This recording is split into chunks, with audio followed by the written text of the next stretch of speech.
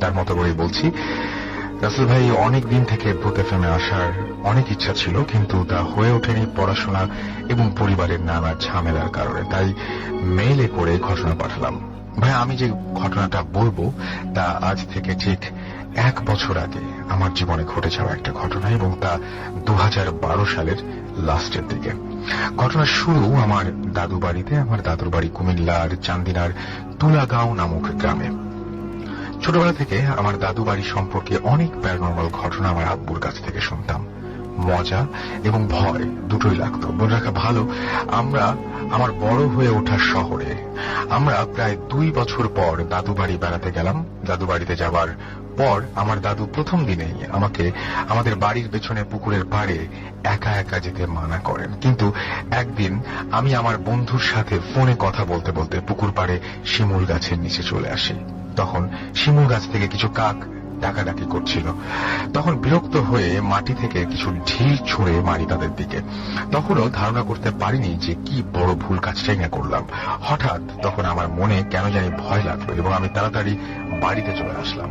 সেই দিন রাতে আমি আমার ছোট ভাই একসাথে ঘুমাই, এবং সেই রাতে ভালোই ঠান্ডা পড়েছিল, কিন্তু কেন জানি আমার অনেক গরম লাগছিল। আমি তাড়াতাড়ি করে ফ্যান লাগাই, কিন্তু ফ্যান লাগানোর সাথে সাথে আমার ছোট ভাই ঘুম থেকে উঠে আমার সাথে রাগ করা শুরু করে। সে বলে, তুই ফ্যান লাগালা কেন? আজকে তো অনেক ঠান্ডা। তাই তার কথা চিন্তা করে ফ্যান অফ করে 11টার দিকে ঘুমিয়ে যাই। রাতের স্বপ্নে দেখি কিছু কাক অনেক চেঁচামেচি করছে এবং আমার দিকে চেঁচামেচি করে উড়ে আসছে। আর শিমুল গাছের নিচে দাঁড়িয়ে এক বিভৎস চেহারার বৃদ্ধা আমাকে বলছে, কাজটা তুই ভালো করলি না। তারপর থেকে এই একই স্বপ্ন প্রতিদিন দেখতে থাকি। বলে রাখা ভালো, আমি এর আগে কখনো প্যারানরমাল ঘটনার শিকার হইনি। কাকের এইরকম অদ্ভুত স্বপ্ন দেখার জন্য আমি আব্বু আম্মুকে আমার পড়াশোনার কথা বলে 10 দিনের জায়গায় 5 দিন থেকে শহরে চলে আসলাম। ভেবেছিলাম শহরে আসলে মনে হয় সব ঠিক হয়ে যাবে। আর আমার নিজের ওপর খুব রাগ হতে থাকে, এই ভেবে যে কি দরকার ছিল ঢিল মারার। কিন্তু শহরে এসে শুরু হয় আসল বিপত্তি, আর ঘটতে থাকে অনেক অশরীরী ঘটনা। শহরে আসার 2 দিন পর আমি আমার রুমে এক রাতে খাটে কম্বলের নিচে শুয়ে মোবাইলে গেম খেলছি। তখন রাত 12টার মতো বাজে, আর আমার কাছে হঠাৎ মনে হলো আমার দরজায় কেউ নখ দিয়ে আঁচড় কাটছে। কিন্তু প্রথমে ভেবেছিলাম এটা মনে হয় আমি ভুল শুনছি, কিন্তু কিছুক্ষণ পর আমার নখ দিয়ে আঁচড়ের শব্দ শুনতে পাই, এবং আগের থেকে অনেক স্পষ্ট। তখন ভয় লাগতে থাকে, কারণ এটা আমার বাসার কেউ করবে না, কারণ তারা কখনো আমার সাথে এরকম দুষ্টুমি করে না। কিন্তু কিছুক্ষণ পর শব্দ বন্ধ থাকার পর আমার নখ দিয়ে আঁচড়ের শব্দ শুনতে পাই। এইবার সাহস করে উঠে পড়লাম দরজা খুলে দেখার জন্য কে শব্দ করে। আমার হাত পা সব ভয়ে কাঁপতে থাকে, তাও দরজা খুলি। দরজা খোলার সাথে সাথে কিছু বুঝে ওঠার আগেই আমার সামনে থেকে বিদ্যুৎ বেগে কি যেন চলে গেল। তখন ভয়ে তাড়াতাড়ি করে কম্বল মুড়ি দিয়ে শুয়ে পড়ি। আর একদিন রাতের বেলায় আমি আমার রুমের দরজা ভালো করে লাগিয়ে দেই এবং অ্যাটাচ বাথরুমের লাইট বন্ধ করে শুয়ে পড়ি। রাতে হঠাৎ আমার ঘুম ভাঙে, এবং আমি যখন আমার বাথরুমের দিকে তাকাই তখন যা দেখি আমি কল্পনাও করতে পারিনি। দেখি একজন বৃদ্ধা মতো অবয়বের কি যেন একটা বের হয়ে গেল। আমি কে বলতেই তা আমার দিকে না তাকিয়ে অদৃশ্য হয়ে গেল। তারপর দিন সকালে আমার চোখ খুলতেই দেখি আম্মু কাঁদছে এবং আমাকে বলছে, বাবা, কাল রাতে কি হয়েছিল? তখন আমি বলি, তোমরা রুমে ঢুকলে কিভাবে? তারা বলে, আমি নাকি রাতে আম্মু আম্মু করে চিৎকার করতে থাকি। তারপর আব্বু নাকি দরজা ভেঙে রুমে ঢোকে এবং ঢুকে আমি অজ্ঞান হয়ে আছি এটা দেখতে পাই। তারপর তাদের কাছে জানতে পারি যে বাথরুমের লাইট নাকি অন ছিল। তাহলে আমার রুমে কে ঢুকলো এবং কিভাবে ঢুকলো? কারণ দরজা তো বন্ধ ছিল, লাইট তো আমি বন্ধ করে ঘুমাই, তাহলে কেই বা আমার বাথরুমের লাইট অন করলো, এবং ওই বৃদ্ধাই বা কে ছিল? তারপর আমি আমার সব কাহিনী আমার আব্বুকে বললে তিনি একজন হুজুর নিয়ে আসেন। হুজুর আমাকে দেখে বলেন, 2টা জিন আমার ক্ষতি করতে চেয়েছিল এবং তারা নাকি আমার পেছনে আমার দেশের বাড়ি থেকেই লেগে আছে। তারপর থেকে তিনি একটা তাবিজ দেন এবং আল্লাহর অশেষ রহমতে এখনো ভালো আছি এবং সুস্থ আছি। এরপর আর কোনো সমস্যা হয়নি।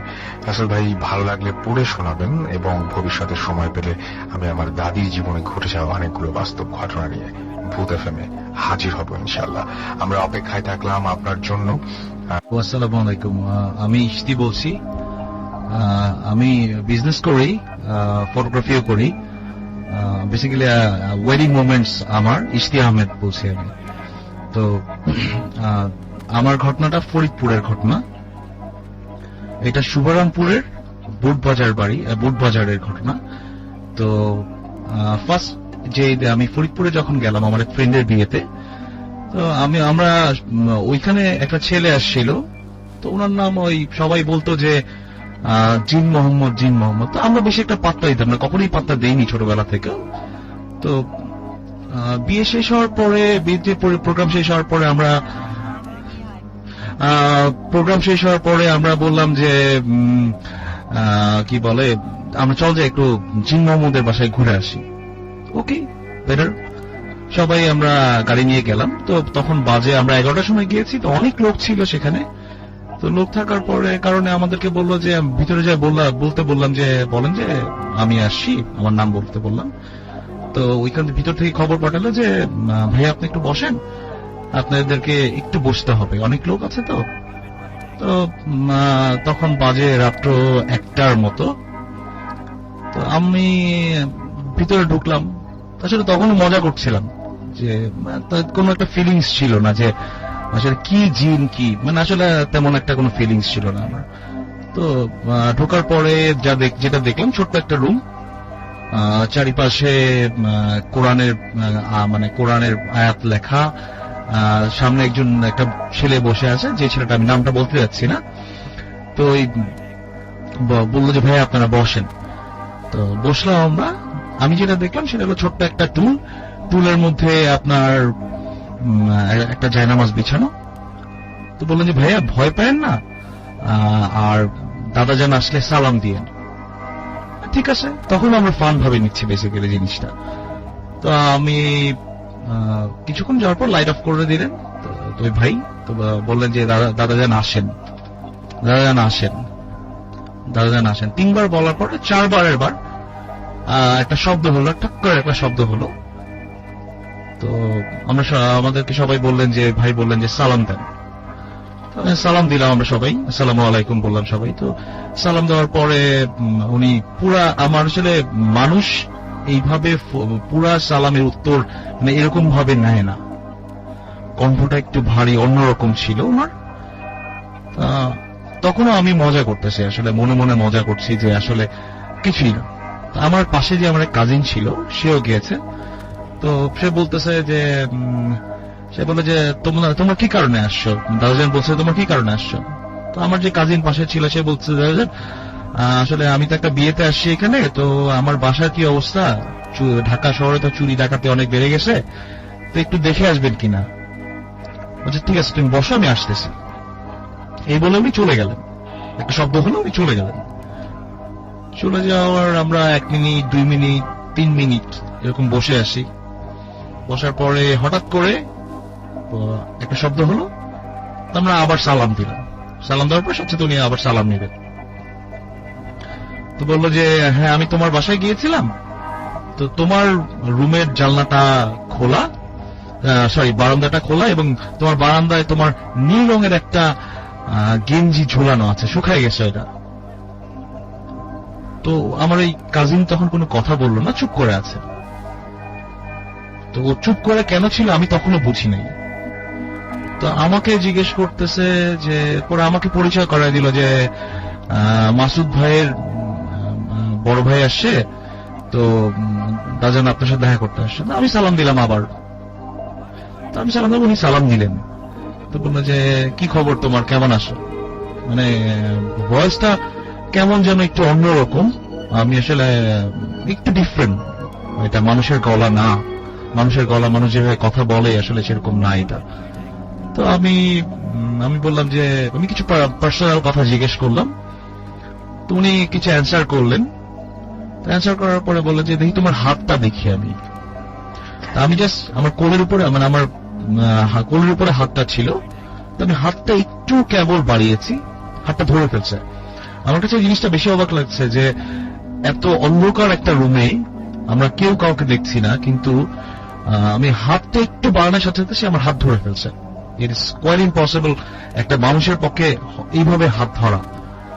তো উনি আমার হাতটা দেখলেন অনেকক্ষণ, দেখার পরে বললো যে কিছু সমস্যার কথা আমার বলেছিলাম আমি, এটা একটু আমার পার্সোনাল। তো আমি সে আমাকে বললো, তো আমাকে কিছু সলিউশন দিলেন। তারপরে বললো দাদা জান আমি তখন আমি উস্তারি করছি, তখন আমার এরকম বিলিভ হচ্ছে না। তো আমাকে জিজ্ঞেস করতেছে যে, আমি বললাম যে দাদা জান আমার একটু গ্যাস্ট্রিকের প্রবলেম আছে, আমি মজা করেই বলছি কথাটা। আচ্ছা ঠিক আছে তুমি একটু বসো, আমি আসতেছি।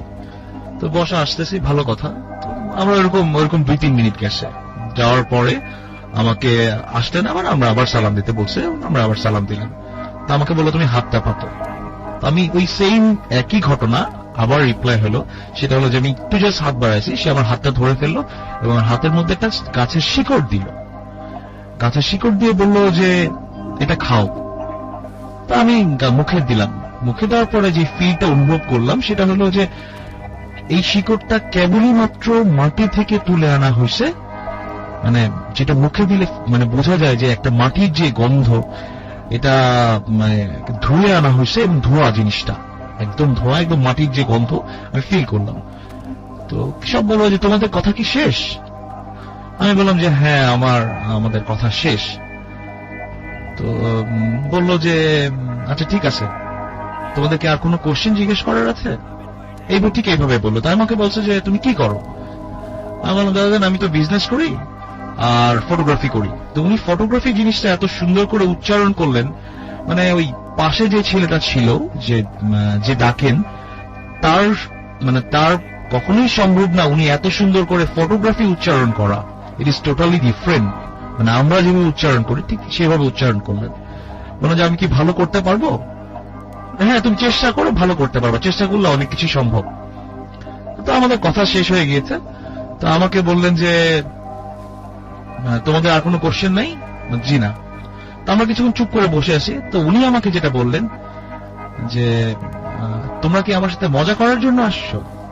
তখন আমি একটু ভয় পেয়ে গিয়েছি যে মজা করার জন্য আসি, কারণ এই কথাটা আমরা বাইরে বসে গল্প করতেছিলাম যে কিসের জিন কিসের কি, আমরা বাইরে বসে এই জিনিসটা গল্প করছি। আমি আর আমার কাজিন যে গিয়েছিলাম, তো আমরা বাইরে বসে গল্প করতেছিলাম আমরা যে, তো ওই কথাটা যখন বলছে তখন আমি ভয় পেয়েছি আসলে, যে আসলেই যে জিন তো আছে, কোরআনে আছে যেহেতু জিন আছেই, কিন্তু আমি যে কখনো কোনো জিনের সাথে কথা বলবো এটা আমি কখনো বিলিভ করতে পারি নাই যে একটা জিনের সাথে আমি কথা বলবো।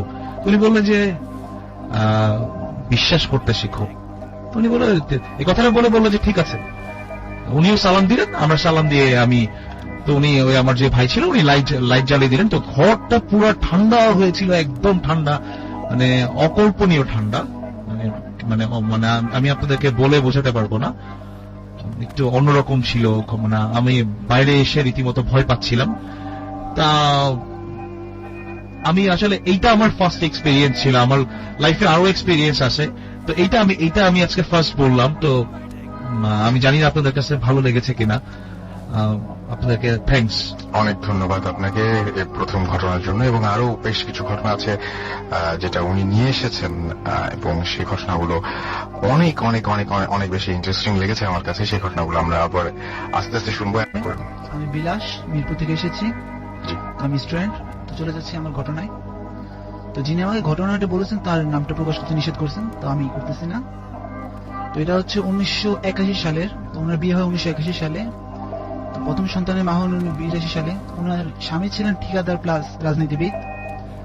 তখন তিনি ওই গ্রামে বিচার আচার বসলে তখন তিনি সালিশি করতেন। তো ওইখানে সালিশি করতে করতে শেষ হতে প্রায় রাত 11টা-12টা বাজতো। তো গ্রামে তখন ওইরকম ছিল না যে রাত 11টা-12টা পর্যন্ত মানুষ জেগে থাকবে, 7টা হলে গভীর রাত। একদিন রাত্রে তার স্বামী ডাক দিল যে বাইরে আসার জন্য। তো দরবার শেষ হয়েছে। তো উনি জানতেন না যে ওই দিন পূর্ণিমার রাত ছিল। উনি ওনার স্বামী মাটিতে মানে মাদুর উপরে বসে আছে বাইরে, হঠাৎ করে উনি খেয়াল করলো যে কিছু একটা উপর দিয়ে উঠে মানে উড়ে গেল। তো উনি বুঝলো যে কিছু একটা উড়ে গেছে, কিন্তু কি উড়লো তা বুঝতে পারলেন না। তারপর থেকে তিনি কিছু বলতে পারবেন না। পরের দিন তার জ্ঞান ফিরলো। তো তিনি যা শুনলেন যে তারপর থেকে তার ওনার বিহেভটা একটু চেঞ্জ হয়ে যায়, যে আমি বাসায় যাব বা ওয়ার বিহেভ করতে থাকে। তো 3-4 দিন ভালো থাকে সুস্থ। তো 4-5 দিন পরে তাদের উঠানে নারকেল গাছ আছে, তো উনি উঠানে বসে তরকারি কাটতেছিলেন। নারকেল গাছের দিকে তাকায় দেখেন একটা মেয়ে নারকেল গাছের উপরে বসে আছে। তো উনি তাকায় দেখতেছেন, শুধু তাকে আছেন, আই কন্টাক্ট হইতেছে। তো মেয়ের জামা কাপড় কিছু ছিল না গায়ে। তো মেয়ের চুল এত বড় ছিল যে তার জামা কাপড় প্রয়োজনীয়, সারা শরীর ঢেকে আছে চুলে। আর মেয়েটা অনেক সুন্দর ছিল। তো নারকেল গাছটা ছিল পুকুরের পাশাপাশি। তো মেয়েটার এমন মানে বিয়েটা এমন ছিল যে ওনাকে দেখে ইচ্ছা করে পুকুরে লাফ দিচ্ছে। তো পুকুরে লাফ দেওয়ার সাথে সাথে উনি কিছু না ভেবে মেয়েটার পিছে পিছে গিয়ে লাফ দিচ্ছে।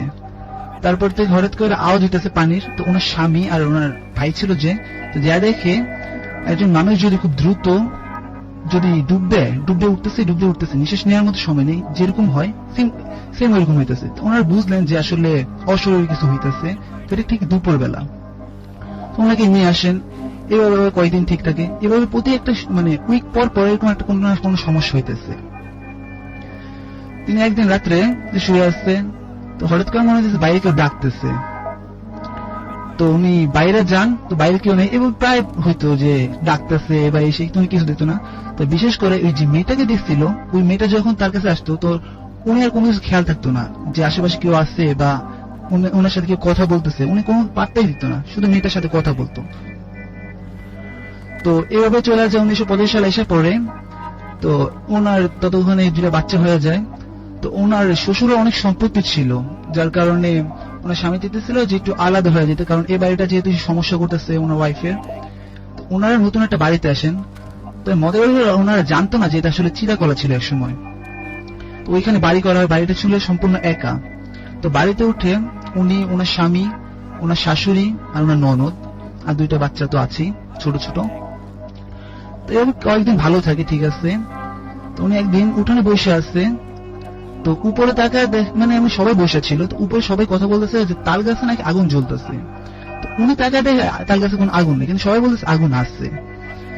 তো তাল গাছ হচ্ছে এমন একটা জায়গা যেখানে কিন্তু আগুন ধরার মতো প্লেস না, বা কেউ আগুন ধরাবেও না। আর আগুনটা মূলত মিথেন গ্যাসে।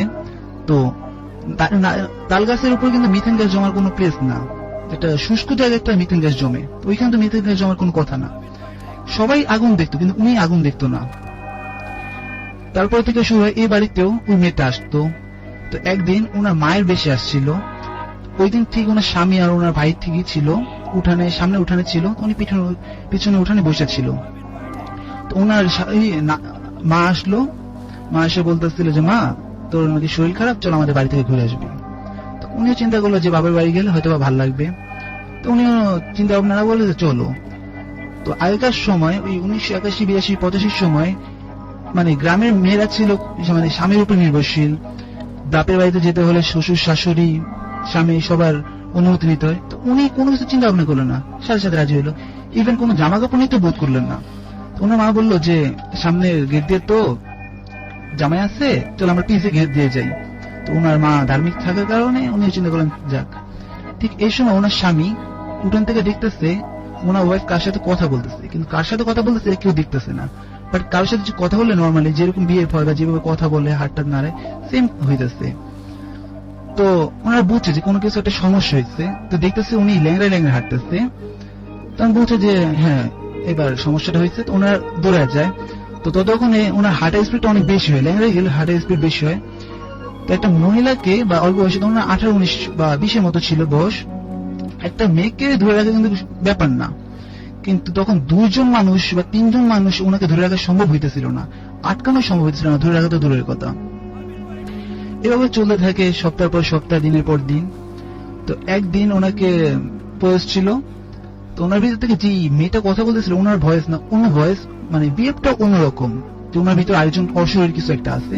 ওনার স্বামী একটু ভয় দেখানোর জন্য বললো যে ওকে ছেড়ে দে, নাকি আগুন আনবো। তো মেয়েটা বলতেছে যে ঠাকুরদা আমরাও তো আগুন নিয়ে রান্না করি। উনি একটু ভয় পেয়ে যায়, মানে কি যে আমি একটু ভয় দেখাইতে আসলাম, সেখানে আমাকে আরো উপদেশ বলতেছে। তো উনি ঘর থেকে বাইরে হয় যে একটা কবিরা জানার জন্য, তো উনি ওনার ভাইকে নিয়ে বের হয়।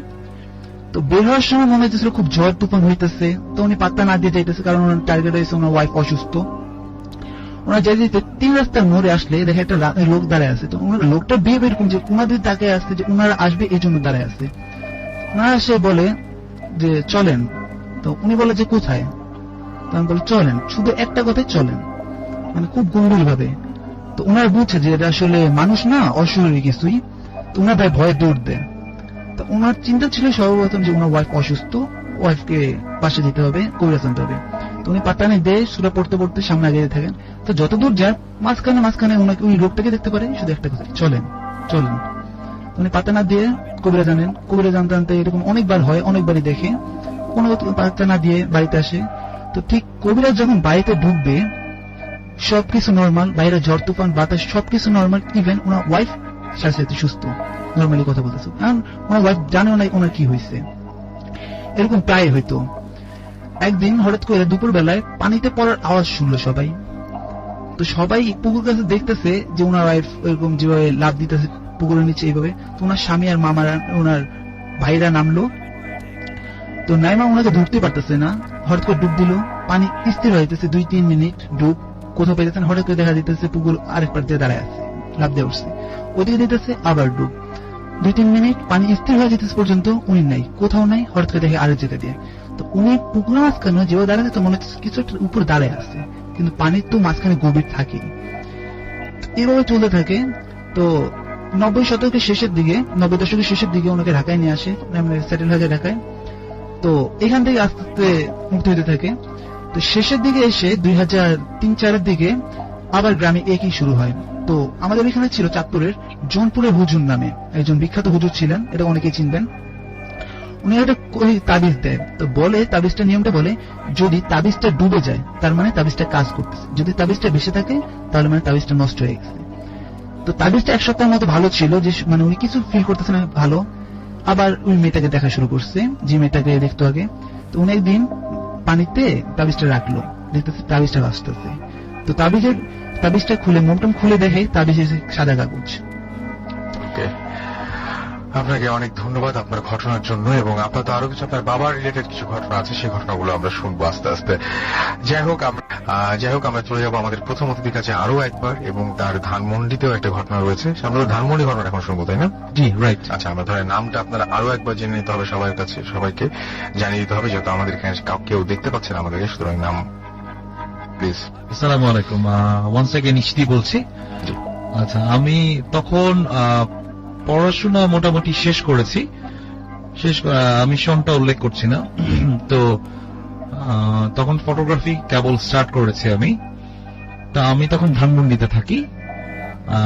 রোড নাম্বারটা বলছি old 28, new 15, Khan apartments, house number 13। 13 really unlucky, আসলে সেটা আমি বুঝি নাই, আমি অনেকদিন পরে আমি জিনিসটা টের পেয়েছি। তো আমরা ওই বাসায় উঠলাম, উঠার পরে তো আমাদের ওই বাসাটা ছিল অনেক বড়, মানে আমরা বাসার মানুষ ছিলাম মাত্র 4 জন, আর কাজের মেয়ে 2টা সহ টোটাল 6 জন। সো আমি সারাদিনই ব্যস্ত থাকতাম। তখন নতুন ফটোগ্রাফি স্টার্ট করেছি, পড়াশোনা নিয়ে একটু ব্যস্ত থাকতাম, বন্ধু বান্ধব ছিল অনেক। তো আমাদের বাসাটা প্রায় 26 স্কোয়ার ফিটের মতো, মানে অনেক বড় বাসা এক কথায়। তো আমার রুমটা ছিল একদম কোনার রুমে। তো আমি একদিন রাত্রেবেলা এক ফ্রেন্ডের সাথে কথা বলতে বলতে হঠাৎ তন্দ্রার মতো লেগে আসছে, আমার চোখ লেগে আসছে। তো আপনার হঠাৎ করে চোখ খুলে দেখলাম যে আমার পায়ের কাছে সাদা রঙের কাপড় পরা, ডিম, আর আমার টাচ ল্যাম্পে আমি যেটা দেখতে পেলাম সেটা হলো যে সাদা রঙের একটা কাপড় পরা, মানে একটা মেয়ের মতো, মানে অবয়ব দেখলাম আমি। তো তখন আমি ভালো করে খেয়াল করিনি, আমার কাছে মনে করলাম যে এটা হ্যালুসিনেশন, চোখের ভুল হতে পারে। তো সেকেন্ড টাইম আমার মানে ব্রেনে এটা মানে কেমন ক্লিক করছিল যে কি দেখলাম আমি। তো আমি আবার চোখ খুললাম, তখন আমি যেটা দেখলাম সেটা হলো যে, তখন একটু ভালো করে খেয়াল করার চেষ্টা করলাম, সেটা ছিল যে মেয়েটার চেহারার বর্ণনা দিচ্ছি আমি। একদম সাদা রঙের একটা ধবধবা শাড়ি পরা, আপনার চোখ দুটা মনে যেন বের হয়ে আসছে, চুলগুলা এলোমেলো, হালকা ডিম আলোতে আমি যেটা দেখতে পাচ্ছিলাম, চুলগুলা এলোমেলো, এবং বাতাসে আমার ফ্যান চলছিল ঘরে, ফ্যানের মেয়েটার চুলটা উঠছে। তখন আমার কাছে মনে হয়েছে যে এটা আমার চোখের ভুল। তো কিছুক্ষণ পরে যেটা ফিল করলাম সেটা হলো যে কে যেন আমার গলা চেপে ধরছে। গলা চেপে যখন ধরছে আমি তখন মানে রীতিমতো আমি মানে খুব চেষ্টা করছিলাম আপনার ছোটার জন্য, খুবই চেষ্টা করছিলাম ছোটার জন্য, খুবই মানে আমার দম বন্ধ হয়ে আসতেছিল, আমি ঘেমে গেছি প্রায়। তো ঘেমে যাওয়ার পরে আমি যখন মানে গলা চেপে ধরছে তখন আমার দম বন্ধ হয়ে আসছিলাম, তখন জোরে ছোটার চেষ্টা করছিলাম। একটা পর্যায়ে আমি ছুটে গিয়েছি, আমি একদম লাফ দিয়ে উঠে বসে তো আপনার দেখলাম যে মানে আমি হাঁপাচ্ছি, মানে অস্থির হয়ে গিয়েছে, আমি মানে কেমন যেন অস্থির লাগতেছিল আমার কাছে। ফ্যান চলছে ফুল স্পিডে, শীতের মানে ঠান্ডা ঠান্ডা ছিল ওয়েদারটা, তারপরও ঘামছিলাম আমি। তো আপনার তখন আমি ঘড়িতে দেখলাম যে প্রায় 3:15 কি 3:20 মতো বাজে। তো আপনার যেটা হলো আমি একটু রিল্যাক্স হওয়ার জন্য আমি আমার পাশে সিগারেট মানে খাওয়ার ঠিক না, তো আমি স্মোক করার জন্য আমি একটা সিগারেট নিয়ে আমি একটা সিগারেট ধরাবো। ঘটনাটা হয়তো এখানেই শেষ হয়ে যেতে পারতো। আসলে আমি এটা আনএক্সপেক্টিং ছিল, যেটা দেখেছি সেটা হলো যে আমি পর্দা যাতে ঘরে তো সিগারেট খেলে স্মোক করলে ধোঁয়ায় ভরে যেত, তো আমি জানলাটার পর্দা সরিয়ে জানলাটা খুলছি, আমার ইয়াটা সিগারেটটা মুখে দেওয়া ছিল। তো দেখলাম যে মেয়েটাকে আমি দেখছি এতক্ষণ মানে কল্পনা, মানে আমার কাছে যেটা মনে হয়েছে যেটা কল্পনা, সেটা যেটা বাস্তবে আমি ওইভাবে মানে সজ্ঞানে দেখবো এটা আমি কখনো কল্পনাও করিনি। দেখলাম যে মেয়েটার মাথা নিচে, পাটা উপরে, সানসেটের সাইডে ছিল, আপনার চুলটা মানে উঠছে, আমার দিকে বিভৎসভাবে তাকিয়ে আছে। আমি জাস্ট এক লাফে খাট থেকে নেমে দরজা দিয়ে চিৎকার করে বের হয়ে গেছি আমি।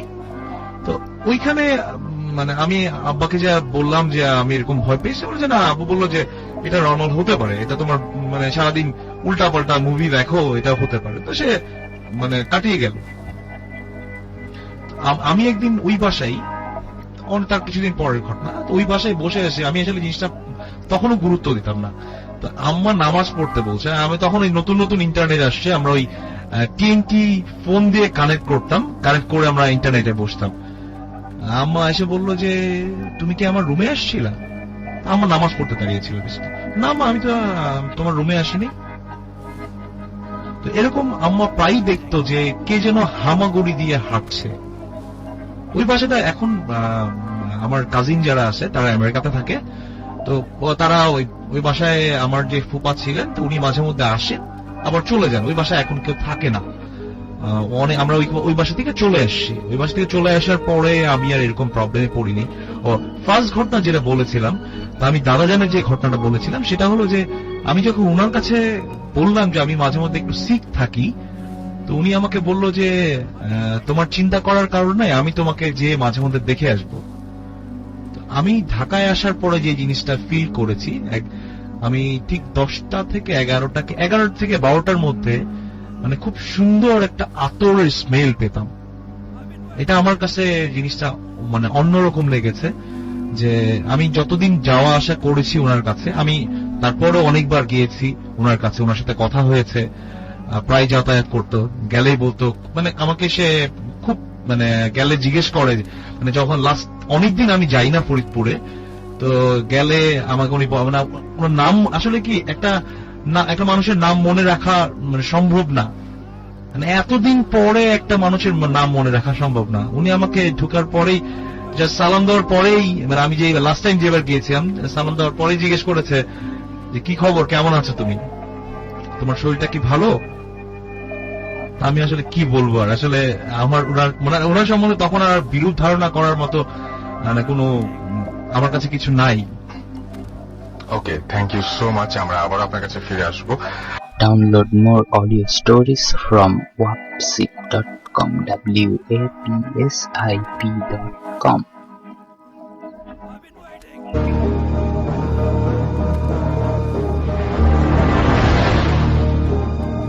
রাসেল ভাই নিশ্চয়ই ভালো আছেন, তার কারণ আপনি সবসময় ভালোর দলে। ভূত এফএমের জন্য দীর্ঘদিন ধরে ভেবেছিলাম আমার এই কাহিনীটা আপনাদের কাছে পৌঁছে দেবো, কিন্তু বহু দূরে থাকার কারণে সেটা হয়ে ওঠেনি এবং বিভিন্ন ব্যস্ততাও এর মধ্যে বাধা হয়ে দাঁড়িয়েছিল। আমি আজকে আপনাদের সঙ্গে যে ঘটনাটা শেয়ার করতে চলেছি এটা আমার শ্বশুরমশাই, এবং ঘটনাটি 1985-86 সাল নাগাদ। তখন আমার শ্বশুরমশাই মালদায় ডেপুটি ম্যাজিস্ট্রেট হিসেবে কর্মরত ছিলেন, এবং যেহেতু তিনি হাঁপানি রোগী ছিলেন, ফলে মাঝে মাঝেই এমন পরিস্থিতি তৈরি হতো যখন তাকে হাসপাতালে দীর্ঘদিন ভর্তি থাকতে হতো। এই প্রসঙ্গে বলে রাখা ভালো যে আমাদের আদি দেশ কিন্তু পূর্ববঙ্গ, এবং উনি দীর্ঘদিন পূর্ববঙ্গ থেকে চলে আসার পরেও দেশের প্রতি তার সেই টানও থেকে গিয়েছিল, এবং তিনি কিন্তু ভূত প্রেত এসব বিষয়ে খুব একটা না হলেও মোটামুটি বিশ্বাসী ছিলেন। তো এই দিনকার ঘটনা, সেদিন ওনার অবস্থা বেশ কিছুটা খারাপ হয়েছে, বাড়ির লোকজন সবাই একটু চিন্তিত ছিল। তো এরকম পরিস্থিতিতে মাঝরাত্রে উনি যেটা দেখলেন সেটা দেখার জন্য উনি একেবারেই তৈরি ছিলেন না। ওনার মনে হলো যে ওনার ঘরের মধ্যে ওনার বিছানার পাশে প্রায় 6 ফুট লম্বা একটি মানুষ দাঁড়িয়ে আছে, এবং তার সঙ্গে আরো 1-2 লোক রয়েছে। তো তিনি দেখে খুব একটা অন্যরকম কিছু ভাবেননি, ভেবেছেন হয়তো পাশের রোগীর আত্মীয় স্বজন কেউ এসেছে আর কি। কিন্তু যেহেতু রাত বেশ গভীর এবং উনি নিজেও যথেষ্ট অসুস্থ, ফলে উনি আবার চোখ বন্ধ করে নিজে বিশ্রাম নিতে থাকেন।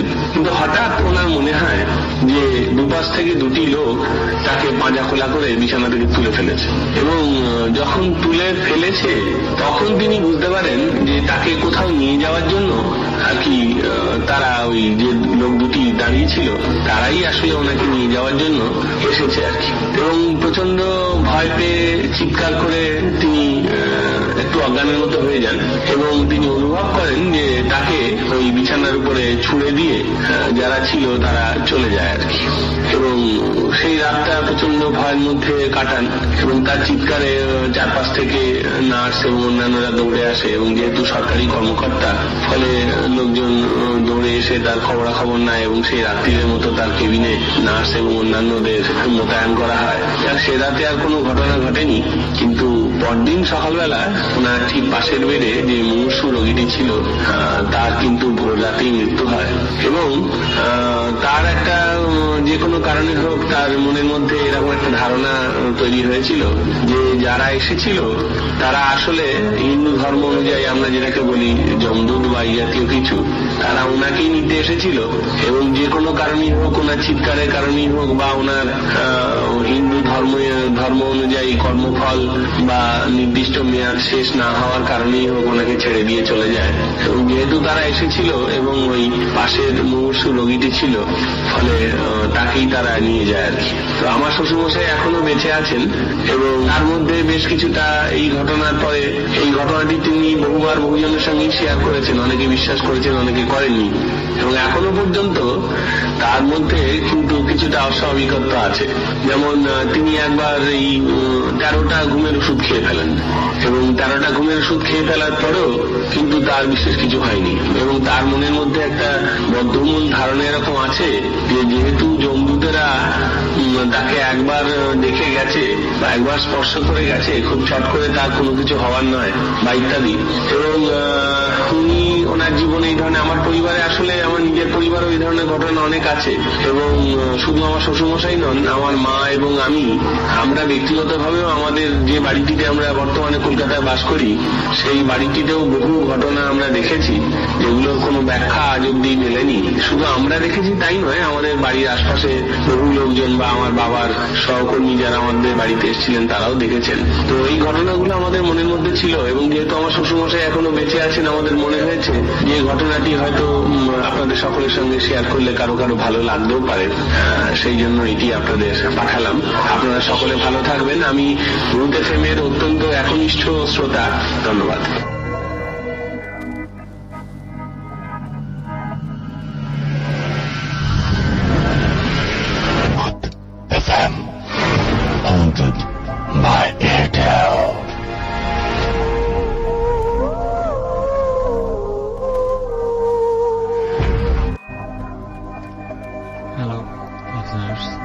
আমি পলাশ সাহা, আমি ঢাকা বিশ্ববিদ্যালয়ের রাষ্ট্রবিজ্ঞান বিভাগে পড়ছি। তো আমি আমার ঘটনাতে চলে যাচ্ছি। And firstly I thank Rasel ভাই and radio Foorti already for giving me the opportunity. আমরা ঘটনায় চলে যাই। হ্যাঁ? Okay, I will tell my Okay. story.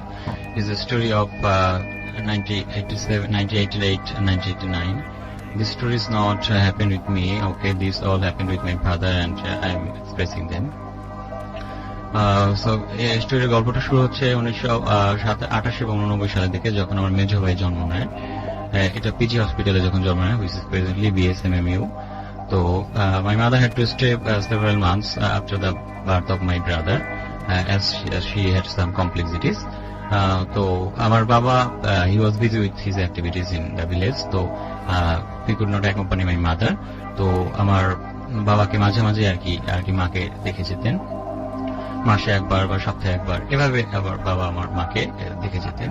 তো অ্যাজ ইউজুয়াল একদিন আমার বাবা আমার মাকে দেখা করে আর কি আমাদের বাড়িতে ফিরছিলেন। এবং যেটা বলতে হবে, আমাদের বাড়িটা হচ্ছে গোপালগঞ্জ জেলার কোটালীপাড়া উপজেলায়। আর যেহেতু বাবা ঢাকা থেকে আর কি ওখানে যেতে হতো, তার মানে খুব বড় একটা লম্বা একটা পথ তাকে অতিক্রম করতে হতো। তো ওই সময় আমার ভাইয়ের জন্মের পরে ওই সময় আমার বাবার সাথে আমার বড় ভাই ছিল এবং তখন তার বয়স 10 বছর ছিল। তো ঢাকা থেকে যেহেতু গোপালগঞ্জ এমনি দূরত্ব অনেক বেশি, আবার in that time the communication system was not so good as it is now. তো ঢাকা থেকে গোপালগঞ্জ সদর পর্যন্ত যেতেই আমার বাবার অনেকটা সময় লেগে যায় এবং দেখা যাচ্ছে সন্ধ্যা হয়ে যায় সদর পর্যন্ত যেতে। তো সদর থেকে আমাদের যে কোটালীপাড়া উপজেলায় যে আমাদের গ্রামটার নাম, সেটা হচ্ছে জামুলিয়া গ্রাম। সেখানে যেতে তো অনেক বড় একটা পথ পাড়ি দিতে হয় এবং পথটা অনেক বন্ধুর পথ ছিল এবং এখানে অনেক জঙ্গল ছিল, বাগান ছিল, অনেক নদী ছিল এবং এতগুলো পথ পাড়ি দিয়ে আর কি ওনার যেতে হয়। তো উনি একদিন এভাবে যাচ্ছিলেন আর কি ঢাকা থেকে, এবং যেতে যেতে অলরেডি সন্ধ্যা 7টা থেকে 8টা বেজে গেল। তো এটা রাতটা ছিল খুবই দুর্যোগপূর্ণ এবং এটা ছিল বর্ষাকাল, আবার ছিল অমাবস্যা রাত, এটা স্ট্রিজলিং, মানে গুড়ি গুড়ি বৃষ্টি করতেছিল। তো বাবা পথ চিনে আসাটাই খুব কষ্টকর ছিল, কারণ বৃষ্টি হচ্ছিল, কর্দমাক্ত পথ, আবার বাগানের মধ্যে দিয়ে। আর যেহেতু ওই সময় 97-88 এর কাহিনী, তখন এলাকাগুলো অতটা আর কি জনবল ছিল না, অনেক জায়গায় জঙ্গল ছিল। তো এইসব পথের মধ্যে বাবা বাড়ি দিয়ে যাচ্ছিলেন, তো অনেক কষ্ট হচ্ছিল আর কি। মাঝে মাঝে বিজলি চমকাচ্ছিল, ওই বিজলির যতটুকু আলো পাওয়া যায় বাবা সে পথ দিয়ে, তো ততটুকু সাহায্য নিয়ে বাবা আর কি যাচ্ছিলেন। তো যেতে যেতে যেতে অনেক বিপদের সম্মুখীন হওয়ার স্বাভাবিক কথা, মানে যেহেতু জঙ্গলের পথ। তো বাবা হাঁটছিলেন, এমন সময় বাবা একটা নদীর সামনে এসে উপস্থিত হলেন। আসলে ওখানে একটা নদী ছিল, যদিও দেয়ার অল্টারনেটিভ ওয়ে, বাট বাবা আর কি ওই পথটা ফলো না করে ওই বাই চান্স ওই পথ দিয়ে আসলেন। তো রাত তখন প্রায় বাঁচতে বাঁচতে প্রায় 12টা বেজে গেছে রাত। আর গ্রাম এলাকায় রাত 12টা মানে তো সেটা তো গভীর রাত্র। তখন বাবা তো অনেক বিপদে পড়লেন যে কিভাবে তখন এই নদী পার হবেন। নদীতে কেউ নাই, আবার অন্ধকার, আবার অমাবস্যা রাত, বৃষ্টি করতেছে, কিভাবে এই পথ পার হবে? আবার একটা জঙ্গল এলাকা, আবার সাথে 10 বছর পর একটা ছেলে, তাহলে কিভাবে উনি এই নদীটা পার হবেন? আর যদি নদী না পার হতে পারেন, তাহলে ওই রাতটা কি বিপদের সম্মুখীন না ওনার হতে হবে, এটা ভেবে উনি খুবই চিন্তা করলেন। হঠাৎ উনি দেখতে পেলেন ওই নদীতে একটা নৌকা, একটা ডিঙি নৌকা। ওই রাত্র 12টার সময় একটা ডিঙি নৌকা, এবং আরো ভালো খেয়াল করে দেখতে পারলেন যে ডিঙি নৌকার উপর একটা বৃদ্ধ একটা লোক, 70 ঊর্ধ্ব একটা লোক, সে বসে আছে। আর শুধু একটা কুপি জ্বলতেছে। কুপি বলতে যেটা আসল ভাই আপনি বুঝবেন যে কেরোসিনের জলে এটা গ্রাম অঞ্চলে সাধারণত এটা ব্যবহৃত হয়। তো ওটা জ্বলতেছে, তো এত বৃষ্টি পড়তেছে, বাট কুপিটা নিতেছে না। আবার ওই লোকটা 70 বছর বয়স্ক এবং ওই ডিঙি নৌকায় আর কেউ নাই। সাধারণত যদি এটা জেলে নৌকাও হয় তাহলে দেখা যাবে যে আরেকজন তার অ্যাসিস্ট্যান্ট থাকতো, বাট সেটাও নাই। আর সবচেয়ে বড় কথা, রাত 12টা একটা সময়, দুর্যোগপূর্ণ রাত, অমাবস্যা রাত, তখন তো মাছ ধরার নৌকার থাকার কথা না, আরো বৃদ্ধ লোকটা একা। তো বাবা তো তখন ততটা বুঝতে পারেনি যে এটা কি আসলে কি ভয়ঙ্কর কিছু ছিল, বা এটা উনি কোথা থেকে আসলো। তো উনি স্বাভাবিকভাবেই তাকে জিজ্ঞেস করলেন, এই যে ভাই, আপনি কি আমাকে পার করে দেবেন? তখন লোকটা in a very different voice, এবং how my father only knew, okay, যে কিভাবে উনি সে কণ্ঠে বলছেন যে তোমাকে পার করার জন্য তো আমি এখানে এসেছি। তো বাবাও তখন নর্মালি উনি উঠলেন এবং নৌকাটা পার হলেন, নদীটা পার হলেন। তো নদী পার হয়ে উনি ওদিকে গিয়ে তাকে কিছু টাকা পয়সা দিলেন, যে যেহেতু অনেক উপকার হয়েছে, এই উপকার আসলে টাকার বিনিময়ে যদিও শোধ করা যায় না, অ্যাজ ইউজুয়াল মাঝি ভেবে তাকে কিছু টাকা দিতে চাইলেন। তো উনি অস্বীকৃতি জানালেন, অনেক রিকোয়েস্ট করার পর উনি সেটা অ্যাকসেপ্ট করলেন না। তো বাবা কি কিছু না মানে উপায় না দেখে আমি বাবা নেমে গেলেন এবং নদীর যে ঢালু যে জায়গাটা সেটা ক্রস করে উনি উপরে উঠলেন। তখন উনি একটু সম্বিত ফিরে পেলেন যে আসলে রাত্র 12টা থেকে একটা এত দুর্যোগপূর্ণ রাত, অমাবস্যা রাত, বৃষ্টি পড়তেছে, এই এলাকা এই নদীটা এখানে এই লোকটা কিভাবে আসবে। And for general discussion, I am not revealing the place exactly where it happened. তো যারা শুনতেছেন, যারা ওই এলাকার আছেন, তারা অবশ্যই বুঝতে পারবেন যে আমাদের কোটালীপাড়ার ওই জামুলি ড্যামের আশেপাশে অনেক নদী আছে, আপনারা বুঝতে পারবেন। তো বাবা তখন বুঝতে পারলেন যে আসলে তো এখানে তো এরকম তো আমার এক্সট্রাস পাওয়ার কথা না, এখানে তো কোনো মাঝি থাকার কথা না। আবার মাঝির যে বর্ণনা 70 বছর যে দৃশ্য, 70 বছর বয়স্ক ওই রাত্রে একটা বৃদ্ধ লোক ওইখানে নৌকা বাচ্ছে। তো তখন বাবা একটু আসলে ভয় পেলেন এবং তখন উনি পিছনের দিকে তাকালেন যে কি ব্যাপার, তাকে কিছু জিজ্ঞেস করবেন যে কোথা থেকে আসলেন। তো সবচেয়ে আশ্চর্যের বিষয় হচ্ছে যে ওই নদীতে তখন আর কোনো নৌকা ছিল না, কোনো নৌকা ছিল না, কোনো মাঝি নেই, কোনো কুপি নেই, কোনো কিচ্ছু নেই। বাবার যতদূর দৃষ্টি গেল দুই দিকে, নদীর দুই দিকে, তো উনি দুই দিকেই উনি খেয়াল করলেন না কোথাও কোনো নৌকা নেই, অথচ নৌকাটা পার হয়ে পারে নামা আর বাবার এটা বুঝতে পারা, এটার মধ্যে সময়ের duration only 2 minutes or 3 minutes. এই 3 মিনিটের মধ্যে কিভাবে একটা মাঝে একটা নৌকা নিয়ে কত দূর পার হয়ে যে ডিসঅ্যাপিয়ার করবে, it was not actually possible. But my father couldn't understand anything. Then he was really very frightened the situation, and very frightening situation it was. So ওনার কিছুই তখন উনি প্রচন্ড ভয় পেয়ে গেলেন এবং বাকি যে পথটা, যে ওখান থেকে যে আমাদের গ্রামের যে বাড়িটা পর্যন্ত, সেটাও যদিও তখনও প্রায় 1 ঘন্টার পথ বাকি ছিল, তাও বাবা যে ওই 1 ঘন্টার পথ কিভাবে এবং কোন সেন্সে এবং কতটুকু সময় নিয়ে পেলেন বাবা সেটাও বুঝতে পারলেন না। আসলে ভাই ইট ওয়াজ মাই ফার্স্ট ইনসিডেন্টস। ওকে, আপনাকে অনেক ধন্যবাদ। আমরা আমাদের পরবর্তী আসসালামু আলাইকুম, ওয়ান্স অ্যাগেন ইশতি বলছি। এই ঘটনাটা হলো আপনার আমার খালাতো ভাইয়ের কাছ থেকে শোনা, আমার খালার ঘটনা। তো উনি খুব সিক ছিলেন, দেশে ছিলেন, তো উনি বেসিক্যালি ক্যান্সার পেশেন্ট ছিলেন। খুব মানে উনাকে বারে বারে নিয়ে যাওয়ার চেষ্টা করছিল আমার ভাইরা কানাডাতে, কিন্তু উনি যেতে যাচ্ছিলেন না। খুব জোর জবরদস্তি করার পরে ওনাকে নিয়ে গেলেন। তো নিয়ে যাওয়ার পরে 3-4 মাসের মতো ওরা একটা টাইম দিয়ে দিয়েছিল ডক্টররা, যে উনি হয়তো মানে এতটা টাইম বাঁচবেন, মানে ওরা একটা অ্যাজাম্পশন করতে পারে বেসিক্যালি ডক্টররা। তো এটা উনি যেদিন মারা যায়, তো তার 3 থেকে 4 ঘন্টা আগের ঘটনা সেটা বলছি আমি। সেটা হলো যে আমার খালাতো ভাইয়ের যে শ্বশুর আছেন, উনি ওই হসপিটালের ক্যান্টিনে বসে কফি খাচ্ছিলেন। তো 2জন লোক এসে বসলেন, এসে মানে উনি খেয়াল করেন আসলে সবাই একটু মন খারাপ ছিল, কারণ ওনার রিলেটিভ অসুস্থ, দ্যাটস ওয়াই একটু মন খারাপ ছিল, মানে মন খারাপ হওয়াটাই স্বাভাবিক। তো বললো যে উনি ইংলিশে বললো যে আমরা কি এখানে বসতে পারি? উনি বললো যে হ্যাঁ বসেন। তো উনি জিজ্ঞেস করলো, ওই লোক দুইটা জিজ্ঞেস করলো যে আপনি এখানে কি করছেন?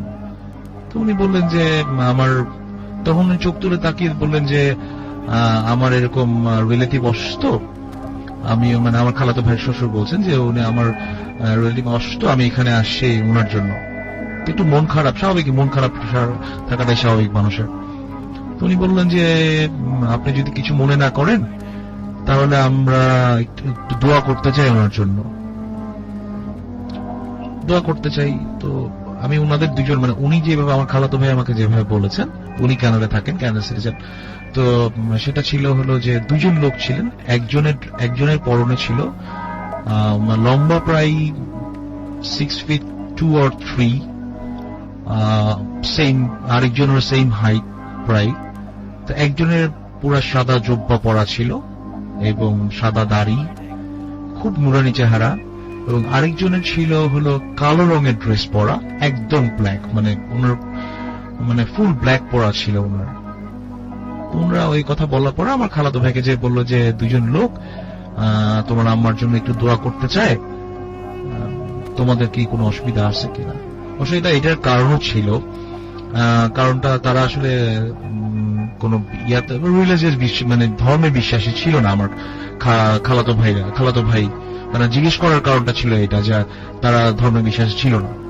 তো ওনার ফাদার বেসিক্যালি ওনার ফাদারের কাছ থেকে এটা আসছে, আমার ফাদার এরকম করতেন না, দ্যাটস ওয়াই। আর আমার নানা ছিলেন হাজি মানুষ, তো আমার খালাতো বেসিক্যালি ওরকম হওয়াটাই একটু ধার্মিক ছিলেন, কিন্তু হাজবেন্ডের জন্য করতে পারতেন না। হাজবেন্ড তো হাজবেন্ডই, মানে একটু ট্রেডিশনাল ফ্যামিলির ওয়াইফ ছিলেন এবং ট্রেডিশনাল ফ্যামিলির মেয়ে, যেহেতু অন্যরকম ছিল। তো আপনার মনে করেন যে ওরা আসলেন, আসে জিজ্ঞেস করলেন যে বাবা তোমার মার জন্য দুজন লোক দোয়া করতে চায়, তো তুমি কি পারমিশন দিবা কিনা। যে হ্যাঁ অবশ্যই, কেন না। আসলে মানুষের মন তো এমনি সফট হয়ে যায়, তারপর সাথে হলো মা।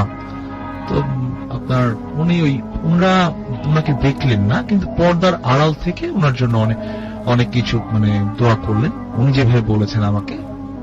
তো দোয়া করেছেন, দোয়া করার পরে এই ধরেন গিয়ে এইটা ঘটনাটা 12টার দিকের ঘটনা, ওনারা রাত্রে 12টার দিকের ঘটনা। ওনারা দোয়া করে চলে গেছেন, 11টা-12টা হবে। তো খালাম্মা আসলে আনকনসিয়াস ছিলেন।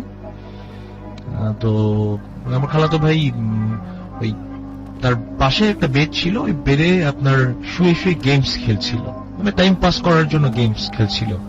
মনটাও ভালো না, তার মন ভালো ছিল না, তো তার তন্দ্রার মতো লেগে এসছে চোখটা। তো হঠাৎ করে তার সে বিপ শুনতে পাচ্ছেন, মানুষের যখন হার্টবিট বন্ধ হয়ে যায় তখন তো ওই মনিটর গুলো লাগানো, তখন এক বিপে চলে, একটা বিপ দেয়, একটা বিপে। তো ওই তখন তার মানে ঘুম ভেঙে গেছে, তন্দ্রাটা কেটে গেছে, এবং সে ডাক্তারদেরকে কল করলো এবং বললো যে ডাক্তাররা সবাই এসে বললো যে শি ইজ নো মোর। তো আসলে ওনাদের একটা জিনিস আমার কাছে সবচেয়ে বেশি অবাক লেগেছে যে উনারা এবার দেশে আসছিলেন, এবার ওনারা কুরবানিও দিয়েছেন। তো এই ঘটনাটা যখন উনি বলছিলেন, খুব আফসোস করে বলছিলেন। ওনারা কখনোই মানে বেসিক্যালি যেহেতু মানে ধর্মে বিশ্বাসী ছিল না, মানে আমার কাছে জিনিস অবাক লেগেছে সেটা হলো যে আপনার উনি বলছিলেন যে আল্লাহ পাঠিয়েছে, মানে আজরাইলি আসছিলেন কিনা। আসলে আজরাইল আসছিলেন কিনা সেটা আমি বলতে পারছি না, বাট যেহেতু উনার মনের মধ্যে একটা ক্ষোভ ছিল, দুঃখ ছিল, আল্লাহ তো এক অদ্বিতীয়, তো এই কারণে আপনার মনে করেন যে সে হয়তো তার শান্তির জন্যই দোয়া করতে হয়তো পাঠিয়েছিল। তো এটা আমার একটা স্টোরি ছিল। তো রাসেল ভাই, আমি কি আরেকটা বলতে পারবো? জি অবশ্যই। আমি ছোট্ট করে বলছি, এটা আমি ফরিদপুরের ঘটনা বলছি। আমার দেশের বাড়ি ফরিদপুর। তো আমাদের বাড়িটা ছিল আমাদের ফ্যামিলির নামে, পালডাঙ্গি, এটা ডিগ্রিচর ইউনিয়নে। তো আমাদের মোটামুটি আমাদের বাড়ির নামেই, মানে আমাদের ফ্যামিলির নামেই ওই গ্রামের নাম। তো চাচার ইলেকশন, তা আমি আর আমার ফ্রেন্ড, খুব ক্লোজ ফ্রেন্ড, আমরা একদম ছোটবেলার বন্ধু, বাট আমার থেকে সিনিয়র, মানে আমি ওর কাঁধে করে বড় হয়েছি, বাট খুব ক্লোজ আমরা দুজন। আমি আসলে ফার্স্ট যে ঘটনাটা বলেছিলাম দাদাজানের ঘটনা, আমি মাসুদের কথা বলেছি। তো মাসুদের কথা বলছি আমি, আমার খুব ক্লোজ ফ্রেন্ড। তো ও আর আমি আমাদের এই পাশে, মানে আমাদের বাড়িটা প্রায় 30 বিঘার উপরে ছিল। ইট ইজ মানে অনেক বড় বাড়ি, মানে এটা কল্পনা করা যায় না যে এত বড় বাড়ি। এখন যেহেতু পদ্মায় ভেঙে গেছে, এখন আমরা ফিল করি যে এটা কত বড় বাড়ি ছিল। তো ওই বাড়িতে আসলে অনেক ঘটনা আছে, অনেক ঘটনা আছে আমার, আমি অন্য আরেক সময় পেলে বলবো। তো আমি ছোট্ট করে বলছি একটা, সেটা হলো যে মানে ইলেকশন টাইম, মানে ইউপি ইলেকশন, মানে ইউনিয়ন পরিষদের ইলেকশন। তো আমরা দিনের বেলা, দুপুরবেলায় আপনার দুপুরবেলায় আপনার কি বলে মাছ ধরার পরে ইলেকশনের যেহেতু ক্যাম্পিং টাইম, তা আমাদের দুজনের কাছেই খুব পাওয়ারফুল দুইটা টর্চ। আমরা একটু শহরে গিয়েছি, শহর থেকে ফেরার সময় তখন আসলে ট্রান্সপোর্ট ব্যবস্থা তেমন একটা ভালো ছিল না, রোডগুলো এতটা উন্নত ছিল না। তো শীতের দিন আমি মানে খুব হাই জ্যাকেট পরা, দুজনই আমরা হাই জ্যাকেট পরা। তো খাওয়া দাওয়ার পর আমি আসলে ফ্যামিলি বড় ছেলে, তো আমার মানে আমাকে সবাই খুব আদর করে ফ্যামিলিতে। তো আমি বললাম যে মাছটা যেন মানে মাছ ধরেছে যেটা 2টা মাছ, বড় বড় 2টা মাছ, বললাম যে মাছটা যেন না ভাঙে, আস্ত ভাজবা এবং আস্ত রান্না করবা। তো আপনার আমরা ওই ব্যাক করেছি ইয়া থেকে, কি বলে, আমরা ওই ইয়া থেকে ব্যাক করেছি, আপনার শহর থেকে ব্যাক করেছি। তো ক্যাম্পিং করতে করতে আসছিলাম। তো আসার পরে বাস তখন বাজে রাত্র 11:30টার মতো, আমরা খেতে বসছি। তো আসলে শখ করে মাছ ধরতে ভাল লাগে, বাট মানে আমার কাছে আমি তেমন একটা মাছ প্রিয় না। তো আমার ফ্রেন্ড ও আমি বললাম যে তুই এটা আমার সাথে শেয়ার কর। আমি খেলাম, আমি অর্ধেক পর ও আরেকটা, ওটা তো খেয়েছে, আমার খুব ক্লোজ ফ্রেন্ড, ও আরেকটা খেলো। তো আমরা ওই আসলে কি বলে, আমরা সিগারেট খাওয়ার জন্য বাইরে গিয়েছি। তো আপনার কি বলে, আমাদের নদী ছিল পাশে ছিল আমাদের একটা পুকুর, অনেক বড় পুকুর, মানে পুকুর ছিল আমাদের, মানে আমাদের বাড়ির পাশে প্রায় 3-4টার মতো পুকুর ছিল আমাদের মানে ইয়ার ভিতরে। তো পিছনে ছিল আবার ইট খোলা, যেটাকে বলে ইটের ভাটা। তো পাশ দিয়ে যে রোডটা গেছে, ওই রোডটা বেশি একটা ভালো না। এটা আমাদের এলাকার যে মুরব্বীরা সবাই বলেছেন যে পারতপক্ষে তোমরা কখনো ওই রোড দিয়ে রাত্রেবেলা যাবা না। কে শুনে কার কথা, তখন একদম ইয়াং। তো আমরা ওই হঠাৎ করে আমি সিগারেট ধরাতে যাব, এমন টাইমে আপনার আমার ওই ফ্রেন্ডটা বললো যে মুরব্বী কেউ আসতেছে, ইটস দ্য ইলেকশন টাইম, তো এটা সিগারেট ধরাইস না। আমি বললাম যে আচ্ছা ঠিক আছে। 5 মিনিট গেল, আমরা দুজন কথা বলতেছি, অনেক ধরনের কথা বলতেছি। 5 মিনিট, 10 মিনিট, তখন আমার কাছে কেন একটু সন্দেহের মতো হলো যে ব্যাপার কি।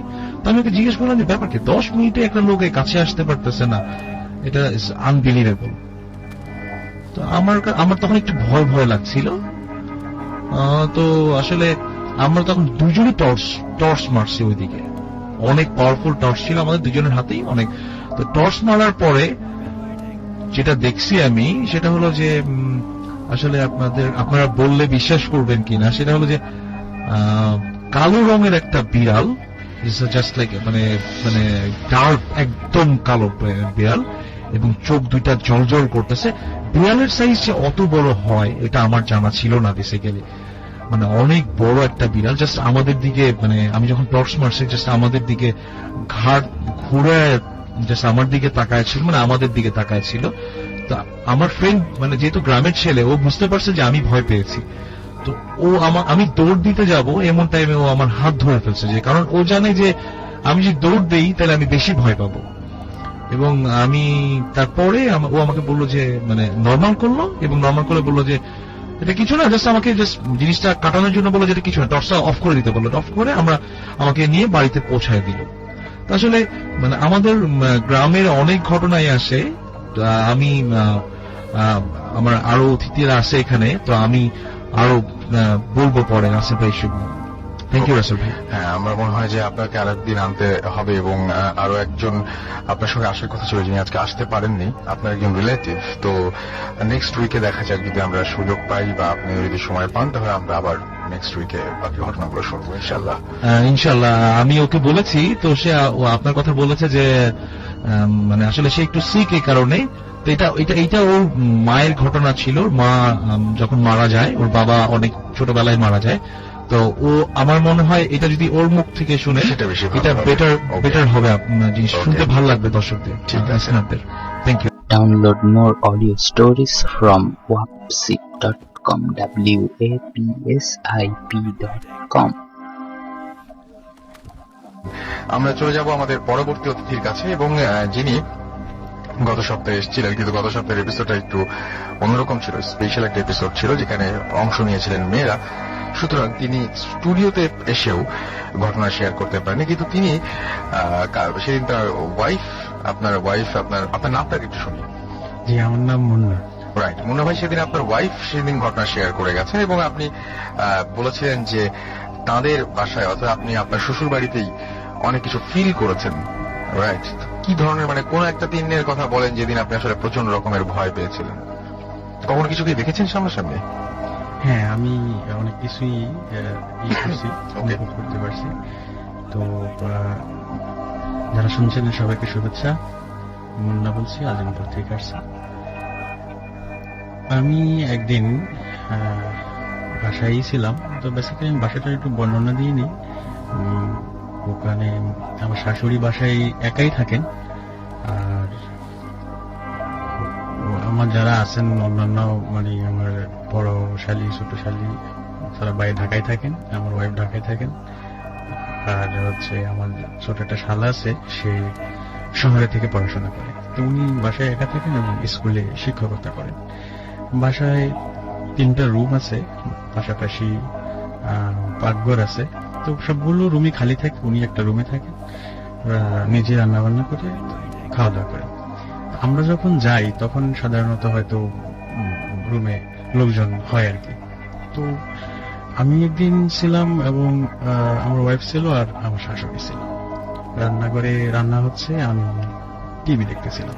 সেখান থেকে একটা সময় আমি রান্নাঘরের দিকে যাই। তো আমি ওখানে গেছি, যে বসলাম। ওখানে আবার ডাইনিং টেবিল আছে, চেয়ার টেয়ার আছে, আমি ওখানে বসে আছি, আমার শাশুড়ি রান্না করতেছে, আমার ওয়াইফও ছিল ওখানে। তো আমি রান্নাঘরের দরজা দিয়ে হঠাৎ করে আমি না শুধু আমরা 3জনই লক্ষ্য করলাম যে এক পাশ দিয়ে কেউ একজন ঢুকলো, আরেক পাশ দিয়ে বের হয়ে গেল। তো আমার ওয়াইফ এবং শাশুড়ি দুজনেই বলতেছে কে কে।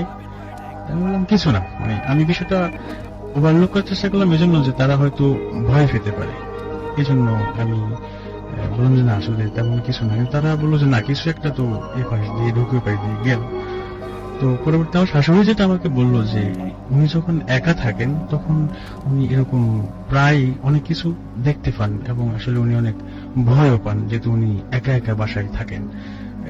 অথবা দেখা গেছে যে রাতের বেলা দরজা নক হচ্ছে, কিংবা উনি দেখতেছেন যে এই রুম থেকে ওই রুমে কেউ একজন হেঁটে চলে যাচ্ছে। এবং সবচেয়ে আরেকটা মজার ব্যাপার যেটা মানে আমার কাছে খুবই ভয়ঙ্করই মনে হয়েছে, আবার একটু মজাও লাগলো, যে আমার ওয়াইফ পড়াশোনা করতেন পাশের একটা রুমে।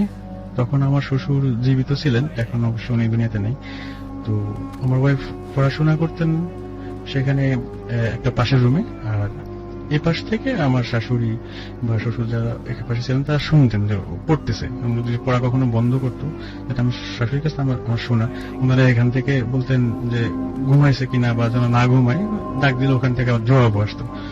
তো আমার ওয়াইফ ঢাকায় চলে আসে অনেকদিন হয়ে গেছে, বা সে ওখান থেকে পরবর্তীতে স্কুলে পড়াশোনা করে, কলেজে পড়াশোনা করছে বাইরের একটা শহরে। তো আমার শাশুড়ি স্টিল এখনো শুনেন যে মাঝে মাঝে উনি শুনতে পান যে ওই রুমে আমার ওয়াইফ এখনো পড়তেছে, গুনগুন করে পড়াশোনা করতেছে। তো এটা যখন উনি শুনেন, উনি দেখতে যান যে আসলে ওখানে কি হচ্ছে।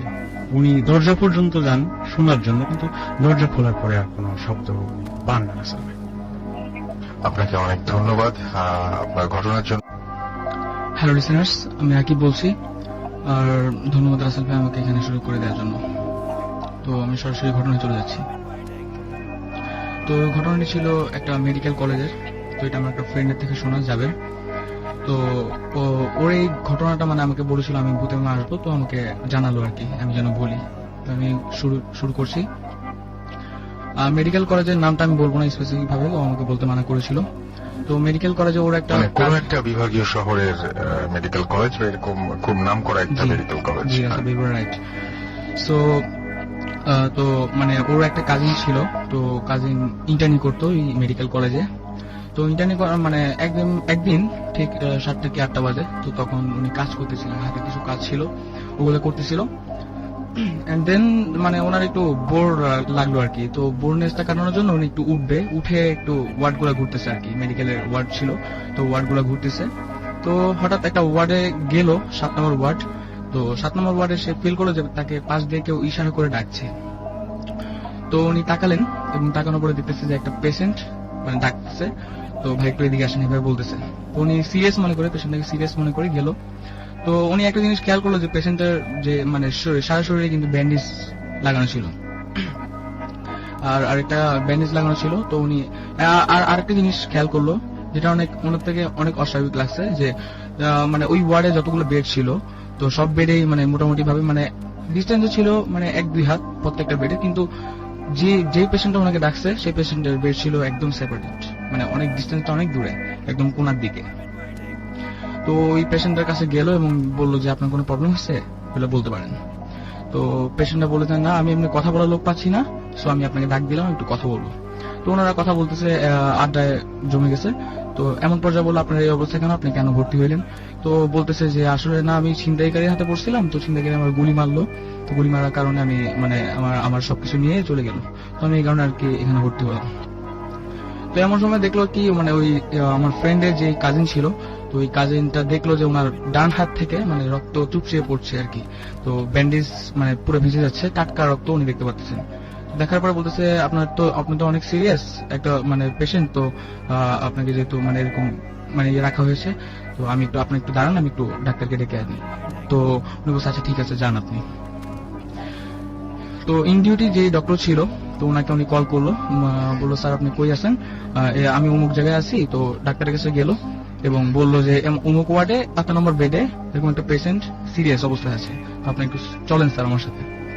তো গেল, কিন্তু মানে ওই যখন এই কথাটা বললো, ইন ডিউটি থাকা ডক্টরটা বললো যে অমুক বেডে এত নম্বর ওয়ার্ডে তো রোগী থাকার কথা না, আপনি হয়তো বা তন্দ্রা ভুল দেখতে পারেন, এরকম কিছু একটা গেস করলো উনি। তো আমার যে ফ্রেন্ডের কাজিন ছিল, তো বললেন না স্যার আমি সিরিয়াসলি দেখছি, আপনি একটু চলেন আমার সাথে, পেশেন্টটা অনেক সিরিয়াস। তো ইন্ডিভিজুয়াল ডক্টর আচ্ছা কি গেল, যাওয়ার পরে সিস্টারকে নিয়ে গেল, সর্বমোট 3 জন। তো গেল, যাওয়ার পরে দেখতেছে যে আসলে কেউ নাই ওখানে, আর অ্যাকচুয়ালি যে মানে কেউ নাই। আর ওখানে একটা জিনিস মানে লক্ষ্য করলেন যিনি মানে যেটা, ওখানে যে ব্যান্ডেজ উনি দেখছিল যে টাটকা রক্ত পড়তেছে চুপসায়া, তো ওই রক্তটা মানে ব্যান্ডেজ ছিল, ব্যান্ডেজের উপরে রক্ত ছিল, কিন্তু রক্তটা অনেক আগে শুকিয়েছে, মানে 2-3 দিন আগে এরকম হবে, মানে 2-3 দিন গেস করা হয়েছে আর কি, মানে শুকাইছে। শুকনো রক্ত দেখলে হয়তো বোঝা যায় এরকম আর কি, কিছু একটা সামথিং। আর মানে শুকনো দেখছে এবং মানে বলছে যে কি ব্যাপার, এখানে তো থাকার কথা, উনি তো হয়তো বা কোনো কাজে গেছে, এমন কিছু একটা হতে পারে, হয়তো বা কাজে গেছে। তো এখন ডাক্তার বলছে আচ্ছা ঠিক আছে আপনি এই কথাটা কাউকে বললেন না, আমি সবকিছু বুঝতে পারছি, আর এটা কারোর সাথে ডিসকাসও করেন না, যারা এখানে আছে বা কর্মরত থাকে মানে আছে যারা, তাদের সাথে কারোর সাথে ডিসকাস করবেন না। তো বলছে না আমি তো দেখলাম, কিন্তু জিনিসটা অস্বাভাবিক লাগছে, তো এটাই। আর ডাক্তার বলছে যে আচ্ছা ঠিক আছে আমি আপনাকে সব ঘটনা পরে খুলে বলবো, আপনি এটা আপাতত কারোর সাথে মানে ডিসকাস করেন না। তো রাসেল ভাই, এটা ছিল আমার মানে একটা ফ্রেন্ডের স্টোরি। আপনাকে অনেক ধন্যবাদ। খন্দকার সাকাত হোসেন, আমরা 2 জন আপনার ডিউটি শেষ করে ক্যাম্পে ফেরত আসছিলাম, ট্রেনিং সেন্টারে ক্যাম্পে। তো আসার সময় আপনার ক্যাম্পে আসার একটু আগে একটা আম গাছ আছে, তো ওটার গোড়াটা আপনার ভালো করে বাঁধা কিন্তু ভাঙা। আচ্ছা। তো ওখান থেকে একটা ছোট বলের মতো একটা আগুনের একটা আলো, আপনার বলের মতো একটা আগুনের একটা দলা আলো উড়ে আপনার ওই ট্রেনিং সেন্টারের ভিতরে 2 তলা একটা আপনার মাটির 2 তলা বাড়ি আছে, ওটাই এসে বসলো। বসার পরে আমরা 2 জন পিছনে পিছনে ফলো নিলাম, নেওয়ার পরে ওই বিল্ডিংটা থেকে 10 থেকে 15 হাত দূরে আমরা 2 জন দাঁড়ালাম। দাঁড়ানোর পরে ভালো করে আপনার লক্ষ্য রাখলাম, 5 ফুট 5.5 ফুট ইঞ্চি, 5 ফুট 5.5 ফুট আপনার লম্বা হবে। আচ্ছা। তো একটা মেয়ে হলো, সুন্দর একটা মেয়ে, ইয়াং। তো মেয়েটার গায়ে অনেক স্বর্ণ অলংকার আছে, প্লাস আপনার মাথায় তাজ ফাজ, হাতে আংটি, অনেক কিছু আছে দেখার মতো, খুবই সুন্দর। তো ওইখানে আমরা প্রায় 7-8 মিনিট ধরে দেখলাম। তো সেই সময় আমরা দিশা হারাচ্ছিলাম যে আমরা কি দেখছি, কি করছি, কোথায় দাঁড়িয়ে আছি, এমন কোনো আমাদের সেন্সে ছিল না। তারপরে আপনার হঠাৎ পলক পড়ে যায়, যে আমার ব্যাটসম্যান ছিল খন্দকার সাখাওয়াত, ওনার পলক পড়ে যাওয়ার পরে উনি কিছু দেখতে পারে না, চোখের পলক পড়ার পরে। তো আমি ওনার থেকে 2 থেকে 2.5 মিনিট বেশি দেখেছি, তো আমার পলক ওই সময় পড়েনি। তারপরে উনি যখন আমার গায়ে হাত দিয়ে অনেক ঝাঁকাঝাঁকি করছে, তারপরে আমার সেন্সটা এসছে, প্লাস আমার পলকটা পড়ে গেছে। তারপরে তো ততক্ষণ পর্যন্ত আপনি একভাবে তাকিয়েছিলেন? জি। কিন্তু এই পলক পড়ার পরে যখন আমার মানসিক দৃষ্টি যখন ফিরে আসে, তো সেখন আমি বুঝতে পারি যে আমাদের 2 জনকে ডাকছিল হাত দিয়ে। মানে আপনি যেভাবে দেখাচ্ছেন সেটা হচ্ছে যে অনেকটা মনোজাতের মতো করে সামনের দিকে ডাকছিল। তারপরে আরেকটা বিষয় হলো, মেয়েটা অস্থির এক জায়গায় দাঁড়িয়েছিল না, 4টে অথবা 5টা দরজা আছে 2 তলায়। আচ্ছা। তো এক সময় এক দরজায়, আর যে দরজায় যাচ্ছে যতটুকু মানুষটা, অতটুকুই আপনার শুধু আলোর ঝিলিক, এছাড়া অন্য কোথাও না। অন্য কোথাও কোনো আলোর জি না, ঝিলিক ছিল না। তারপরে আমাদের ভালো সমস্যা হয়েছে, হুম, যে মনে করেন প্রায় 3 থেকে 4 দিন আমরা ঘুমাইতে পারিনি। হুম, দুইজন তারপরে স্যারকে জানানো হয়েছে যে সেনাবাহিনীর ট্রেনিং স্যার ছিলেন, তো স্যার বলল কোনো সমস্যা নাই, এখানে এমনটা হয়ে থাকে। আজ থেকে 2 থেকে 2.5 বছর আগে দুইজনের চোখে পড়ছিল, ঠিক একইভাবে তোমাদের দুইজনের চোখে পড়লো। এবং সেটা কি তারা যে বর্ণনা দিয়েছিল বা যেরকম আপনিও কি ঠিক সেরকম দেখেছেন তাদের? জি ঠিক এরকমই দেখছি, কিন্তু একটু কম বেশি আর কি, আমরা একটু বেশি দেখেছি। আচ্ছা, এরকম কোনো ঘটনা কি ঘটেছিল যে কোনো গন্ধ পেয়েছিলেন ওই সময়? গন্ধ পেয়েছিলাম, কিন্তু গন্ধটা যেমন আপনার এই যে কিছু ব্যবসা প্রতিষ্ঠানে আপনার আগরবাতি টাইপের কিছু জ্বালাই, সাধু হুম, হুম, টাইপের কিছু গন্ধ যেগুলো আছে, হুম, হুম, ঠিক মানে মিষ্টি গন্ধ আর জি কি। জি জি এই টাইপের একটা, তার মানে যেমন ধূপ জ্বালাইলে যেমন আপনার একটা ইয়ে হয়, ঠিক আছে, আচ্ছা, হ্যাঁ অমন টাইপের একটা ইয়ে। এবং আপনি নিশ্চিত যে যখন আপনি দেখছিলেন এই ঘটনাগুলো তখন আপনি পুরোপুরি জেগেছিলেন? জি পুরোপুরি আমি পুরোপুরি জেগেছিলেন। এবং জি, এই জেগেছিলাম। ওই এলাকায় কি আর মানে এই ছাড়া ওই যে 2.5 বছর আগে আরো অনেকেই কি দেখেছে এরকম কোনো ঘটনা আছে? দেখছে, এর আগে দেখছে, এর আগে আপনার আমি যা দেখেছি এর থেকেও জিনিসটা শুনলাম, আমি শুনেছি অ্যাক্সেস ছিল, আচ্ছা, আরো অনেক বেশি ছিল। হ্যাঁ জি আরো বেশি ছিল, কিন্তু সেই সময় আপনার ওই বাড়ির ভিতরে আপনার হিন্দুদের বাস ছিল, তিনারা এখন নাই, যে পরে যেটা শুনেছি নেক্সট টাইমে ওনারা ভারতে চলে গেছেন ওই পুরা জমি জায়গা বেচে দিয়ে, এই জন্য আচ্ছা। এখন অনেক কম দেখা যায়। আচ্ছা, পরবর্তীতে আপনার কখনো সমস্যা হয়নি? আমি যখন হ্যাঁ পরবর্তীতে আমার সমস্যা হয়েছে 3 দিন, তার মানে আমার এমন মনে হতো প্রায় 3 দিন বেশি সমস্যা হয়েছে, আমি ঘুমাইতে পারিনি। হুম, আর আমি প্রায় 15 থেকে 20 দিন মনে করেন আমি চোখের পাতা বুঝলেই ওই দৃশ্য আমার সামনে চলে কিন্তু আপনার আসতো। কোনো ক্ষতি করেনি সে? জি না, আমার কোনো ক্ষতি ক্ষতি করেনি এই জন্য যে আমরা শুনছিলাম জিবরান ভাই একদিন বলছিলেন আমাদেরকে, জিবরান ভাই এবং সুমন ভাই আমাদের সাথে কথা জি। বলছিলেন এবং বলছিলেন যে যে সমস্ত মানে এই সুবাসের ব্যাপারটা আর কি, যেটা সাধারণত এরকম মিষ্টি সুবাস পাওয়া যায়, গুড জি, জি। স্পিরিট, তারা ক্ষতি করে না, কিন্তু দেখা যায়। আপনি ওই সময় কি ভয় পেয়েছিলেন? জি না, ওই সময় আমি কোনো রকম আমি নার্ভাস হয়নি, হুম, কিন্তু পরে আমি নার্ভাস পরে নার্ভাসটা হয়েছিল, ওই সময় ভয় লাগেনি, কিন্তু জি। পরে মনে পড়লে প্রথমে ভয় আমার লাগে। কিন্তু বিশ্বাস হচ্ছিল না, নিজেকে নিজে বিশ্বাস করতে পারছিলাম না। তারপরে আমি অনেক ইয়ে করে ওনাকে বারবার আমি চার্জ করি, বলছে হ্যাঁ তুমি যা দেখলাম আমি তো তাই দেখলাম, রাইট। তারপরে আমি কনফার্ম হয়েছি। থ্যাংক ইউ আপনাকে এরকম একটা গল্প শেয়ার করার জন্য। আর এই মুহূর্তে আমি আরেকজন আমাদের নতুন গেস্ট আছেন, তার গল্পটার আগে তার পরিচয়টা জানবো। দুজন আছেন, ইনফ্যাক্ট আজকে আরো দুজন নতুন আমাদের সাথে জয়েন করেছেন, তাদের পরিচয়গুলো আমরা জেনে নেব এবং তারপরে একটা সময় তাদের গল্পগুলো শুনবো। আপনার পরিচয়টা একটু বলবেন প্লিজ। থ্যাংকস রাসেল। আমার নাম সর্দার নিয়ামুল ইসলাম, আমার নিকনেম সুমন। আচ্ছা, আমি আইএফসি ওয়ার্ল্ড ব্যাংক গ্রুপে কাজ করি। হুম, ঘটনা আমি যেটা আজকে শেয়ার করব সেই ঘটনাটা আমরা আরেকটু পরে আচ্ছা, শুনবো। ওকে, সেই ঘটনাটা আমরা পরে শুনবো। এর মাঝখানে আরেকজন গেস্ট রয়েছেন আমাদের নতুন, আমাদের সাথে জয়েন করেছেন, তার পরিচয়টা আমরা জানবো। Thank you, Russell, and hello to everyone. আমার নাম রিয়া, আমি ম্যাক অ্যাডভার্টাইজিং এ আছি, and that's also an ad agency, and I'm working as a client services manager. Okay. So আজকে I'm here to join your adda and also accompanying my friends who are working in Buddhist. Okay. So সবার সাথে বসে গল্পগুজব করার জন্যই আসা। Basically আমরা এখানে ভূতের গল্পগুলোই করি এবং আমাদের সঙ্গে সাকিব ভাই আছেন। সাকিব ভাই, আজকে কি অবস্থা বলেন একটু? আজকে খুব ভালো অবস্থা। আজকে যে স্টোরি দিয়ে শুরু করলাম, এরকম যদি রাতে আমার হয় তাহলে আমি অনেক ভয় পাবো। আমি স্যালুট জানাই যে আপনি ভয় পান নাই। সেটা আমার শুনেই ভয় লাগছিল কিছুটা। আমি শুনে খুব অবাক হয়েছি, কিন্তু উনি পরে ভয় পেয়েছিলেন এটা বলেছেন অবশ্য। এটাও কিন্তু একটা বেশ ইউজুয়াল ইয়ে আর কি, মানে পরে মানে ওই সময় হয়তো ঘোরের মধ্যে থাকে, পরে হয়তো ভয়টা পায়। রাইট, তো আমরা একটা ব্রেকে যাই না, একটা ব্রেকে যে তারপরে আমরা গল্পে ফিরে আসবো কিছুক্ষণ, একটা খুব অল্প একটা ব্রেক। শেষ আলাপ পরামর্শের জন্য, কোনো প্রবলেমের সমাধানের জন্য। তো আমি এরকম ভালো দেখেছি, জেনুইনও দেখেছি, আবার ফেকও অনেক দেখেছি। তো মাথায় সবসময় আগে ফেকটা দিয়ে চিন্তা করতাম যে না, আগে দেখি কোথায় ফাঁক ফোকর আছে, কি ব্যাপার। তো পার্সোনাল এক্সপিরিয়েন্সটা হচ্ছে এরকম, যেই জায়গাটার কথা বলছি ওখানে গেছি এবং উনি বলছেন যে হ্যাঁ, যেই পার্সোনাল সমস্যার ব্যাপারে গেছি উনি বলছেন হ্যাঁ এরকম জিনের থ্রুতেই তারা কোনো একটা, it's about related to black magic too. তো ওরা নামাবে যে রুমটাতে ফার্স্টে নিয়ে গেল, আমাদের রুমটাতে, আমি আবার তখন লাইট জ্বালানো এবং রুমটা একটা রুমের ভেতর দিয়ে তারপর ওই রুমটাতে যেতে হয়। ওকে। ওই রুমের ভেতরে কোনো ফার্নিচার নাই, ইটস একটা প্যাসেজ টাইপের একটা রুম। তো আমরা 3 জন ছিলাম একসাথে, 3 জনকে পাশাপাশি দাঁড় করিয়েছে, আমি মাঝখানে দাঁড়ানো। এবং ওনার সিস্টেমটা হলো এরকম যে উনি 3টা ছোট ছোট স্লিপের মতন কাগজের মধ্যে 3 জনের আলাদা আলাদা নাম লিখে সে ওটাকে ফোল্ড করলো, করে যার নাম যে কাগজে লেখা তার মুখে ওটা টাচ করিয়ে একটা কাপের মধ্যে সে 3টা কাগজ একসাথে রাখলো। আচ্ছা রেখে হি বার্নড ইট। আচ্ছা বার্ন করে, তো আমি এই কাজ কারবারগুলো সে যখন করছে, আমি যেহেতু মেন্টালি অ্যাকসেপ্ট করে গেছি যে কিছু একটা এখানেও হয়তো বা ফাঁকফোকর আছে, তো by that time I am looking around যে কোথায় ভেন্টিলেটর আছে, কোন দিক দিয়ে কোনো মাইক টাইক কিছু রাখতে পারে, কি হতে পারে next, I don't know. Okay, but usual practice যে ওরা কোনো একটা বলবে যে আসছে বা কিছু একটা এরকম না। তো আমি বাই দিস টাইম আমি দেখছি, এবং ইটস আ টোটালি ব্লকড একটা রুম, কোনো ভেন্টিলেটর নাই, কোনো জানালা নাই, একটাই দরজা, যে দরজাটা দিয়ে বের হলে ওই কানেক্টিং রুমটাতে, এটাতে কোনো you don't have another way out. এবং ঠিক রুমটার মাঝখানে একটা ছোট পিড়ি টাইপের একটা রাখা, একটু বড় পিড়ি টাইপের।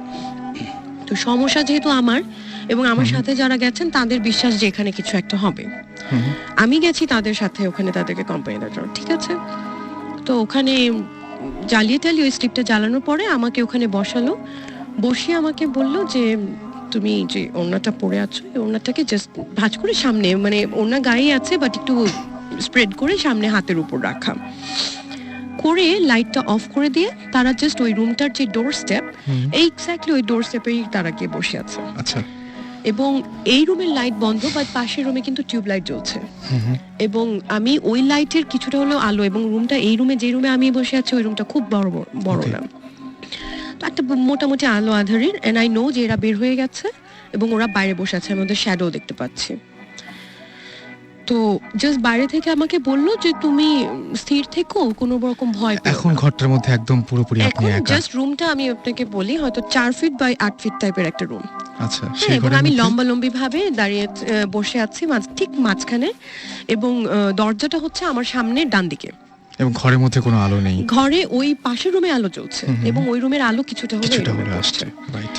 তো I feel all on a sudden যে আমার মাথার উপরে সামনের দিক থেকে নিয়ে পেছন দিকে প্রচন্ড, মানে সিভিয়ার ঝড়ের বেগে একটা বাতাস, অনেক জোরে একটা বাতাস ওদিক থেকে শুরু হলো, এটাও বুঝলাম, আমার মাথার উপর দিয়ে ক্রস হয়ে আমার পিছন দিকের দেয়াল দিয়ে বেরোয় গেল বা কিছু একটা বাতাস। হ্যাঁ, বাতাস, এবং প্রচন্ড জোরে একটা, এবং just it's a matter of 3-4 seconds baby, okay, that's all. এবং ঠিক যখন আমার মাথার ওপর দিয়ে পাস করছে, আই রিয়েলাইজ যে আমার ওড়না যেহেতু সামনে বিছানো, কিছু একটা পড়েছে।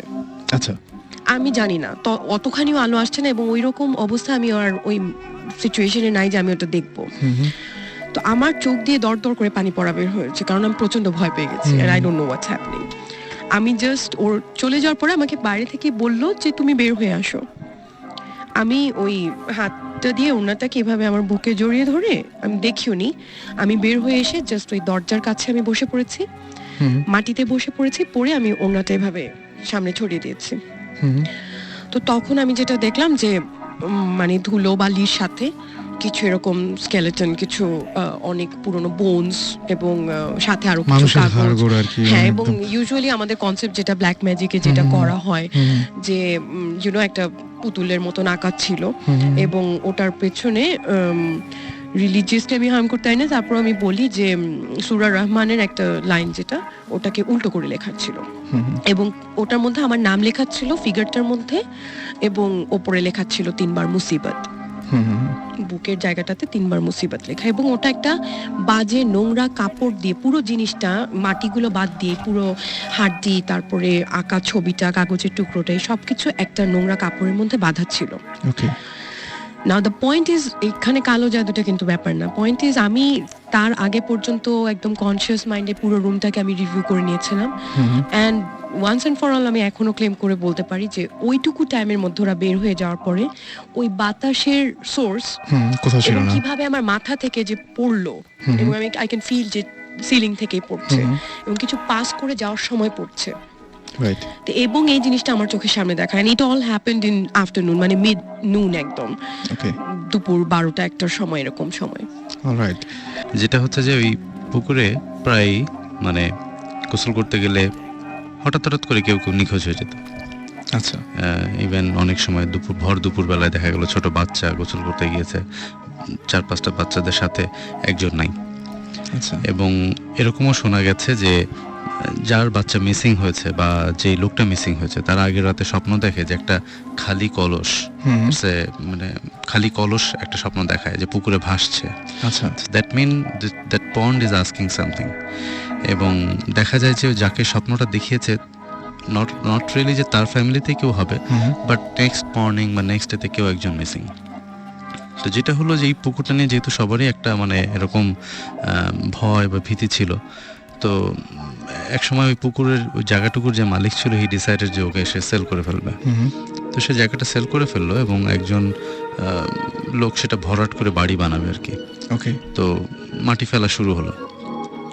তো যখন ভরাট হয়ে গেছে, মোটামুটি পাইলিংয়ের জন্য সে রেডি, এরকম একটা সময় ওই যে বাড়িটা মানে জমিটা কিনেছে তার ওয়াইফ স্বপ্ন দেখছে যে তার কাছে জোড়া ডাব, আচ্ছা, একটা স্বপ্ন দেখাচ্ছে যে জোড়া ডাব তার কাছে চাচ্ছে। ওকে। তো ডাবের সাথে কি সম্পর্ক আসলো ওই বউটা ঠিক বুঝলো না। তো সে পরদিন সকালে তার হাজবেন্ডকে বললো যে দেখো আমি তো এরকম একটা স্বপ্ন দেখলাম, আমাকে একটা জোড়া ডাব চাচ্ছে আমার কাছে এবং পুকুরটা চাচ্ছে। মানে সে স্বপ্ন দেখলো এরকম যে পুকুরটাই তার কাছে একটা জোড়া ডাব চাচ্ছে। তো সে ভয় পেল, সে তার হাজবেন্ডকে বললো যে আমার মনে হয় তুমি পুকুরটাকে বাঁধ দাও, দ্যাট মিন হুজুর টুজুর কাউকে ডেকে চারদিকে কোনো সুরা টুরা দিয়ে কোনো একটা বাঁধ দাও। তো হাজবেন্ড প্রথমে জিনিসটা আমল দেয়নি, পরে চিন্তা করলো যে আচ্ছা ঠিক আছে বউ যখন এত করেই বলছে তাহলে এটা করেই দেখি। তো সে তখন একজন হুজুরকে ডাকলো, ডেকে বললো যে এই অবস্থা, আমার ওয়াইফ তো স্বপ্ন দেখেছে যে একটা জোড়া ডাব সে চাচ্ছে। তো বললো যে তাহলে কি করা যায়? তো ঠিক আছে, হুজুর কিছু সূরা টুরা লিখে চার কোনায় আর কি 4টা বিভিন্ন জায়গায় পুঁতে রেখে আসলো যে পুকুরটাকে বাঁধ দেওয়া হয়েছে। তো ভদ্রলোকের 3 ছেলে মেয়ে ছিল আর কি, মানে দুজন ছোট আর একজনের বয়স মানে একজনের এইজ হবে বোধহয় 10-12, আর একজনের 8 আর একজনের 6 এরকম একটা। তো পরদিন ওরা স্কুলে যায়, 3জনই যখন স্কুলে যায়, ছোট 2জনের আর কি, মানে বড়টার বোধহয় আগে ছুটি হয়ে যায়, ছোট জনের বোধহয় 1 ঘন্টা বা 1.5 ঘন্টা আগে ছুটি হয়। তো স্কুল থেকে ফেরার পথে ওরা ট্রাক একটা হিট করলে 2টো বাচ্চাই মারা যায়। দুটো বাচ্চা একসঙ্গে মারা যায়। এবং ওর বাচ্চাদেরকে আনতে একটা রিক্সাওয়ালা ফিক্স করা ছিল, রিক্সাওয়ালা আনতে যায়, রিক্সাওয়ালা ইনজিউর্ড হলো সিরিয়াসলি, বাট সে মারা যায়নি, শুধু বাচ্চা দুটোই মারা গেল। ওকে। তো কিছুক্ষণের মধ্যে পাড়ায় খবর ছড়ায় পড়লো, তারপর তো আমরা সব দৌড়াদৌড়ি মানে জিনিসটা দেখার জন্য গেলাম, দেখলাম যে হ্যাঁ বাচ্চা দুটো একদম শেষ, মানে একজনের তো মাথার উপর দিয়ে গেছে, মানে মাথার ঘিলু বেরিয়ে গেছে একটা বাচ্চার, আর একটা বাচ্চার হাত মানে পেটের উপর দিয়ে গেছে, ওর একটা হাতের পোর্শনটা চলে গেছে একদিকে বডির, জাস্ট মানে পেটের মাঝখান থেকে গেলে যেটা হয়। তো এটা কি মানে না, খুবই অদ্ভুত ব্যাপার যে এটা একটা মানে সারা সবসময়ের জন্য আমার মনে একটা প্রশ্ন জাগে যে এই স্বপ্নটার সাথে ওই পুকুরটা আসলে পুকুরটা কি এক্স্যাক্টলি, আমি এটাই কোশ্চেন করতেছিলাম যে পুকুরটা অনেক পুরনো পুকুর, কিন্তু মানে সবাই বলে যে এটা সেই ব্রিটিশ আমল থেকেই পুকুরটা ছিল, বেশ পুরনো পুকুর, এবং পাড়ার অনেকে ওই পুকুরের পানি কি বলে মানে ফুটায় খাওয়ার জন্য নিয়ে যেত, বিকজ ইটস ভেরি মানে বিগ পন্ড, দিঘি টাইপের আর কি বলা যায়। একদম। সুতরাং মানে মনে হচ্ছে যে একটা পুকুরের পক্ষে মানে এরকম ঘটনা ঘটা, তার মানে আমার কাছে প্রশ্নটা প্রথমেই আপনার গল্পটা শুনে প্রথম যেটা মনে হয়েছিল, তাহলে পুকুরটা কি? এখন অনেকে বলে যে পুকুরটা হতে পারে রিয়েলি পন্ড, বাট পুকুরের মধ্যে হয়তো কারো আত্মা ছিল, বা হয়তো পুকুরে কাউকে ডুবায় মারা হয়েছিল, বা কোনো কাউকে মেরে ফেলে ওখানে ফেলে রাখা হয়েছিল, ইট কুড বি মানে কোনো আত্মা। কিন্তু এটা নিশ্চয়ই ওই জায়গায় সবাই জানে, এবং এই ঘটনাটা মানে নিশ্চয়ই আপনার এলাকার সবাই। হ্যাঁ, আচ্ছা। যে ভদ্রলোক জমিটা কিনেছিল সে অবশ্য আমাদের এলাকার না, উনি বাইরের ছিল, বাট তারপরে কি আর ওইখানে ছিলেন বা কিছু এরকম? না, উনি তখন ওই জায়গাটা, ইনফ্যাক্ট ওই জায়গাটা বহু বছর পরিত্যক্ত অবস্থা ছিল। ইভেন আমার মনে হয় যে রিসেন্টলি তাও একজনে না, অনেকে ওটাকে প্লট আকারে, মানে it's a very big area, so like 4-5 plot ওখানে করে এখন লোকজন বাস করে। বাট আমি যেটা বলছি তখন আমি ক্লাস 7-10 পড়ি আর কি, অনেক আগের ঘটনা, অনেক আগের ঘটনা। এরকম কিন্তু অনেক জায়গা আছে যেখানে মানে জায়গাটার হয়তো কোনো স্পেশাল কিছু নেই, বাট লোকেশনটার জন্য ওখানে হয়তো কোনো কিছু একটা আছে, যেটাকে ডিস্টার্ব করাটা ইজ ভেরি ডেঞ্জারাস। এখন আমরা ওদেরকে দেখতে পাই না বিকজ আমাদের হয়তো ক্যাপাবিলিটি নাই, বাট আমরা কিন্তু এই জার্মস যে এক্সিস্ট করে এটা আমরা জানি 2 সেঞ্চুরি আগে থেকে। 200 বছর না 300 বছর আগে আমরা জানতাম না যে জার্ম কি জিনিস, রাইট? সো জার্ম কি জিনিস ওটা আমাদের টেকনিক্যালি অ্যাডভান্সড হয়ে একটা জায়গায় এসে বোঝা গেছে যে আমাদের চারিদিকে শরীরের ভিতরে কিলবিল করছে জার্ম, তাই না? Virus, bacteria, what ever. So নাইলে কিন্তু 200 বছর আগে যে আমি কাউকে বলি যে এই হাঁচি দিও না জার্ম বের হবে, ও করে হাসতো। সত্যি কি বলতেছে সত্যি। সো অবভিয়াসলি পুকুর বা এরকম একটা জায়গায় নিশ্চয়ই কিছুটা ছিল, সাম প্রেজেন্স বা হোয়াট এভার, যে ডিস্টার্ব হতে চায়নি। And enough for some reason, মানে যে স্টোরি আমরা শুনি, মানে ম্যাক্সিমাম স্টোরিতে কিন্তু মেটাফরিক্যাল কিছু ব্যাপার স্যাপার থাকে, রাইট? বা যেটা আমরা দেখি যে ওটা হয়তো 2 ডাইমেনশনসে দেখি, মানে ওরাও আসলে ঠিক মতো কমিউনিকেট করতে পারে না। একদম সেটাই। সো ওরা যেটা পারে, ও যেভাবে পারে কমিউনিকেট করে, আমরাও যেভাবে পারি বোঝার চেষ্টা করি আর কি। এটাই আর কি। সেটাই জিনিসটা হচ্ছে যে একটা মিডিয়াম দেখলাম সবকিছুতে হচ্ছে ড্রিমস, স্বপ্ন সব সময়। এখন মানে আমি যদি বলি, এখন আমার হয়েছে কি, আমি আমার থ্রু আউট মাই লাইফ আমি অনেক কিছু দেখেছি, কিন্তু আমার 14 বছর বয়সে যে যখন আমার রিয়েলাইজেশন হলো যে আমি এক্সট্রাঅর্ডিনারি কিছু দেখছি, তার আগে পর্যন্ত আমি যা দেখছি সব ডিসকার্ডেড। আচ্ছা, ওকে। সো থিংস লাইক, যেমন আমার জন্ম চিটাগংয়ের দেব পাহাড়ে। ওকে। সো ওই দেব পাহাড়ের স্টোরিগুলো আরেকদিন বলবো, বাট ওইখানে আমার আজ পর্যন্ত আমি অনেক বাসায় থেকেছি, চিরং থেকে ঢাকা আসার পরে অনেক বাসায় থেকেছি, কিন্তু ওই বাসার মানে এভরি সিঙ্গল ডিটেল আমার মুখস্থ। অ্যান্ড আমি বাসা ছেড়েছি বলে 3 বছর বয়সে, 4 বছর বয়সে আমি ছেড়ে দিয়েছি। 5 বছর বয়সে আমার একটা ড্রিম দেখা, কিন্তু with sound very odd, but আমরা সবাই দেখেছি না আর্মাগেডন, তারপর ডিপ ইম্প্যাক্ট, এগুলো ইয়ে। সো এখন এসে আমি রিয়েলাইজ করি যে যখন এগুলো দেখি, তো আমি তো I have seen this before. Déjà vu টাইপের একটা ব্যাপার। হ্যাঁ, ডেজাভু না, মানে এই সিনটা কি আমি বলি, আমি দেপার ছাড় পরে আই ইউজ টু হ্যাভ অনেক খারাপ স্বপ্ন ওই বাসা নিয়ে। খারাপ স্বপ্ন মানে অনেক জিনিস দেখতাম যেটা আমি বুঝতাম না। এমন একটা হচ্ছে যে আমরা সবাই বাসায় বসে আছি, স্বপ্ন দেখছি যে হঠাৎ একটা নিউজ আসলো যে কিছু একটা হচ্ছে বাইরে, সবাই বের হয়ে গেছে বাসা থেকে। সো আমার আব্বার একটা ভোক্সওয়াগন ছিল তখন, সো ভোক্সওয়াগন নিয়ে আমরা বেরিয়ে গেছি। ওকে। ভোক্সওয়াগনে বেরিয়ে যাওয়ার পরে আমরা সামনে একটা বাজার ছিল, বাজারে এসে থামছি, আর তখন রাত। মানে আমি বুঝতে যে গভীর রাত, কিন্তু চারপাশে তখন আমার তো ইয়ে নাই, মানে বাইরে থাকার, এত রাত জেগে থাকার ইয়ে নেই। সবাই মানুষ কিলবিল করছে, এখন সব। আমি লাইক ওয়াও, এত রাত্রে সবাই উপরে তাকায় আছে। ওকে। সো আমি বলছি কেন, আমি তো গাড়ির ওই জানলার উইন্ডো সিটে বসে আমি তাকিয়ে আছি, সবাই উপরে তাকায় দেখলাম যে অ্যাস্টেরয়েড টাইপের এমন একটা কিছু সোজা আমাদের উপর আসছে। আচ্ছা। আর এই মানে এই জিনিসটা আমি অ্যাস্টেরয়েড জানতামও না কি আনটিল এই ইয়ে পরে ক্লাস 5-6 এর পরে।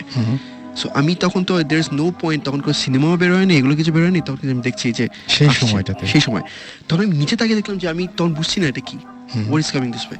আমি পাশে তাকিয়ে দেখি আমাদের যত মানুষ ছিল আশেপাশে সবাই মানে as if they are frozen in time. আচ্ছা আচ্ছা। আর তখন হয় কি, ছোট ওই বয়সে যে মানে একটা অড সিন না, যে সবাই আটকে উপরে তাকিয়ে মানে অ্যাজ ইফ কেউ পজ করে দিয়েছে। সো ওই ফিলিংটা যে something stopping and there is nothing you can do and you are the only person যে এখানে আছে যে নড়তে পারে। এবং আমি দেখছি যে SMS এর মধ্যেও অনেকে বলছেন, মিজান যেরকম আমাদের বলেছেন যে তিনি একটা বাসায় থাকেন, যে বাসাতে অনেক অদ্ভুত ঘটনা ঘটে, এটা পুরনো বাড়ি এবং হিন্দুদের বাড়ি, সেই বাড়িটাতে একটা অনেক অনেক অনেক এরকম টাইপের ঘটনা ঘটে। আমাদেরকে আরও SMS করেছেন, দেখতে পাচ্ছি এখানে উৎসব, দেব, নয়ন, মুস্তাফিজ আমাদের SMS করেছেন, নোবেল, তারপরে আমাদের SMS করেছেন নাথ, MD নাথ, এছাড়াও KM শহীদুল SMS করেছেন, নবনী, এছাড়াও SMS করেছেন শান্ত। আমরা এই SMS গুলা কি মানে সামহাউ অ্যাড্রেস করতে পারি নেক্সট শোতে?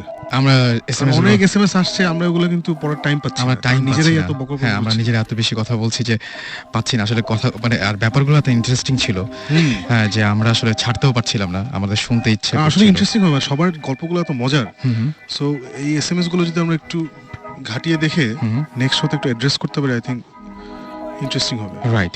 এবং আমার কাছে যেটা মনে হয় যে অনেকেই SMS এর মধ্যে বলার চেষ্টা করেছেন, কিন্তু SMS এ পুরোটা আসেনি।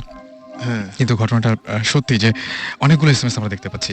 আজকের হাতে সময় নেই, আমাদের শেষ করতে হবে। আর কথা হবে আবারও ঠিক আগামী শুক্রবারে, ঠিক সকাল বলছি আমি, রাত 11:59। আচ্ছা রাসেল, আজকে কিন্তু একটা মজার ব্যাপার ঘটেছে। সুমন ভাই আমাদের সাথে নেই, কিন্তু সুমন ভাই কিন্তু আছে। আমি এটা লাস্টে বলতে চাইছিলাম যে সুমন ভাই এখানে নাই, কিন্তু খুব একটা কোইন্সিডেন্স, একটা অদ্ভুত একটা কোইন্সিডেন্স। সুমন ভাই ইনফ্যাক্ট আছে, কোথায় আছে আমি একটু বলতে চাই। আচ্ছা বলেন। নট অন এই মুহূর্তে না, মানে এখন তো দিনের বেলা, মানে নট অনলি সে আমেরিকাতে, সে এখন মানে এখন তো ওদের দিন, আজকের রাতে he is joining ghost hunters এর team in an official investigation of a lunatic asylum, যেটা সে বলেছিল ওকে যাওয়ার আগে। ওকে, সেটা আজকে ঘটবে। সুতরাং আমাদের শোটাও ভূত এফএম ওই দিনই হলো। ওকে, আমরা শেষ করি। থ্যাংক ইউ শাকিব ভাই, আপনি লাস্টে কিছু যদি একটু। না, thank you Rasel, I think you did a really good job of conducting this show. Thank you Suman ভাই, and মাসুদ ভাই তো আছে। শাকিব ভাই, আমার কাছে মানে ব্যাপারটা আপনার যেটা বললেন খুবই অদ্ভুত একটা গল্প, এবং সেই গল্পগুলো প্লাস আজকে সুমন ভাই এসেছিলেন, সব গল্পগুলো আছে একটু অন্যরকম ছিল, তাই না? মানে আজকে দেখলাম যে হ্যাঁ, আজকে যেমন সুমন ভাই যে গল্পে there was a physical একটা জিনিস উনি দেখেছেন এবং ফিল করে, একটা তো স্বপ্ন দেখেছেন, অন্যটা কবরস্থানে দেখেছেন। এরকম আমি সামনাসামনি অনেক কম মানুষ চিনি যারা এরকম দেখেছেন আর কি। তো দ্যাট ওয়াজ ভেরি ইন্টারেস্টিং। আর আজকের থিমটা বেশ স্বপ্ন সেন্ট্রিক একটা থিম হয়ে গেল, স্বপ্ন, জিন, এবং মানে সবচেয়ে বড় কথা যে সেটার সাথে বাস্তবতার একটা বিল ছিল, যেটা হচ্ছে যে দেখে এসছে সেটা ঘটেছে বা এরকম কিছু একটা। যাই হোক, কথা হবে আবারও আগামী শুক্রবার ঠিক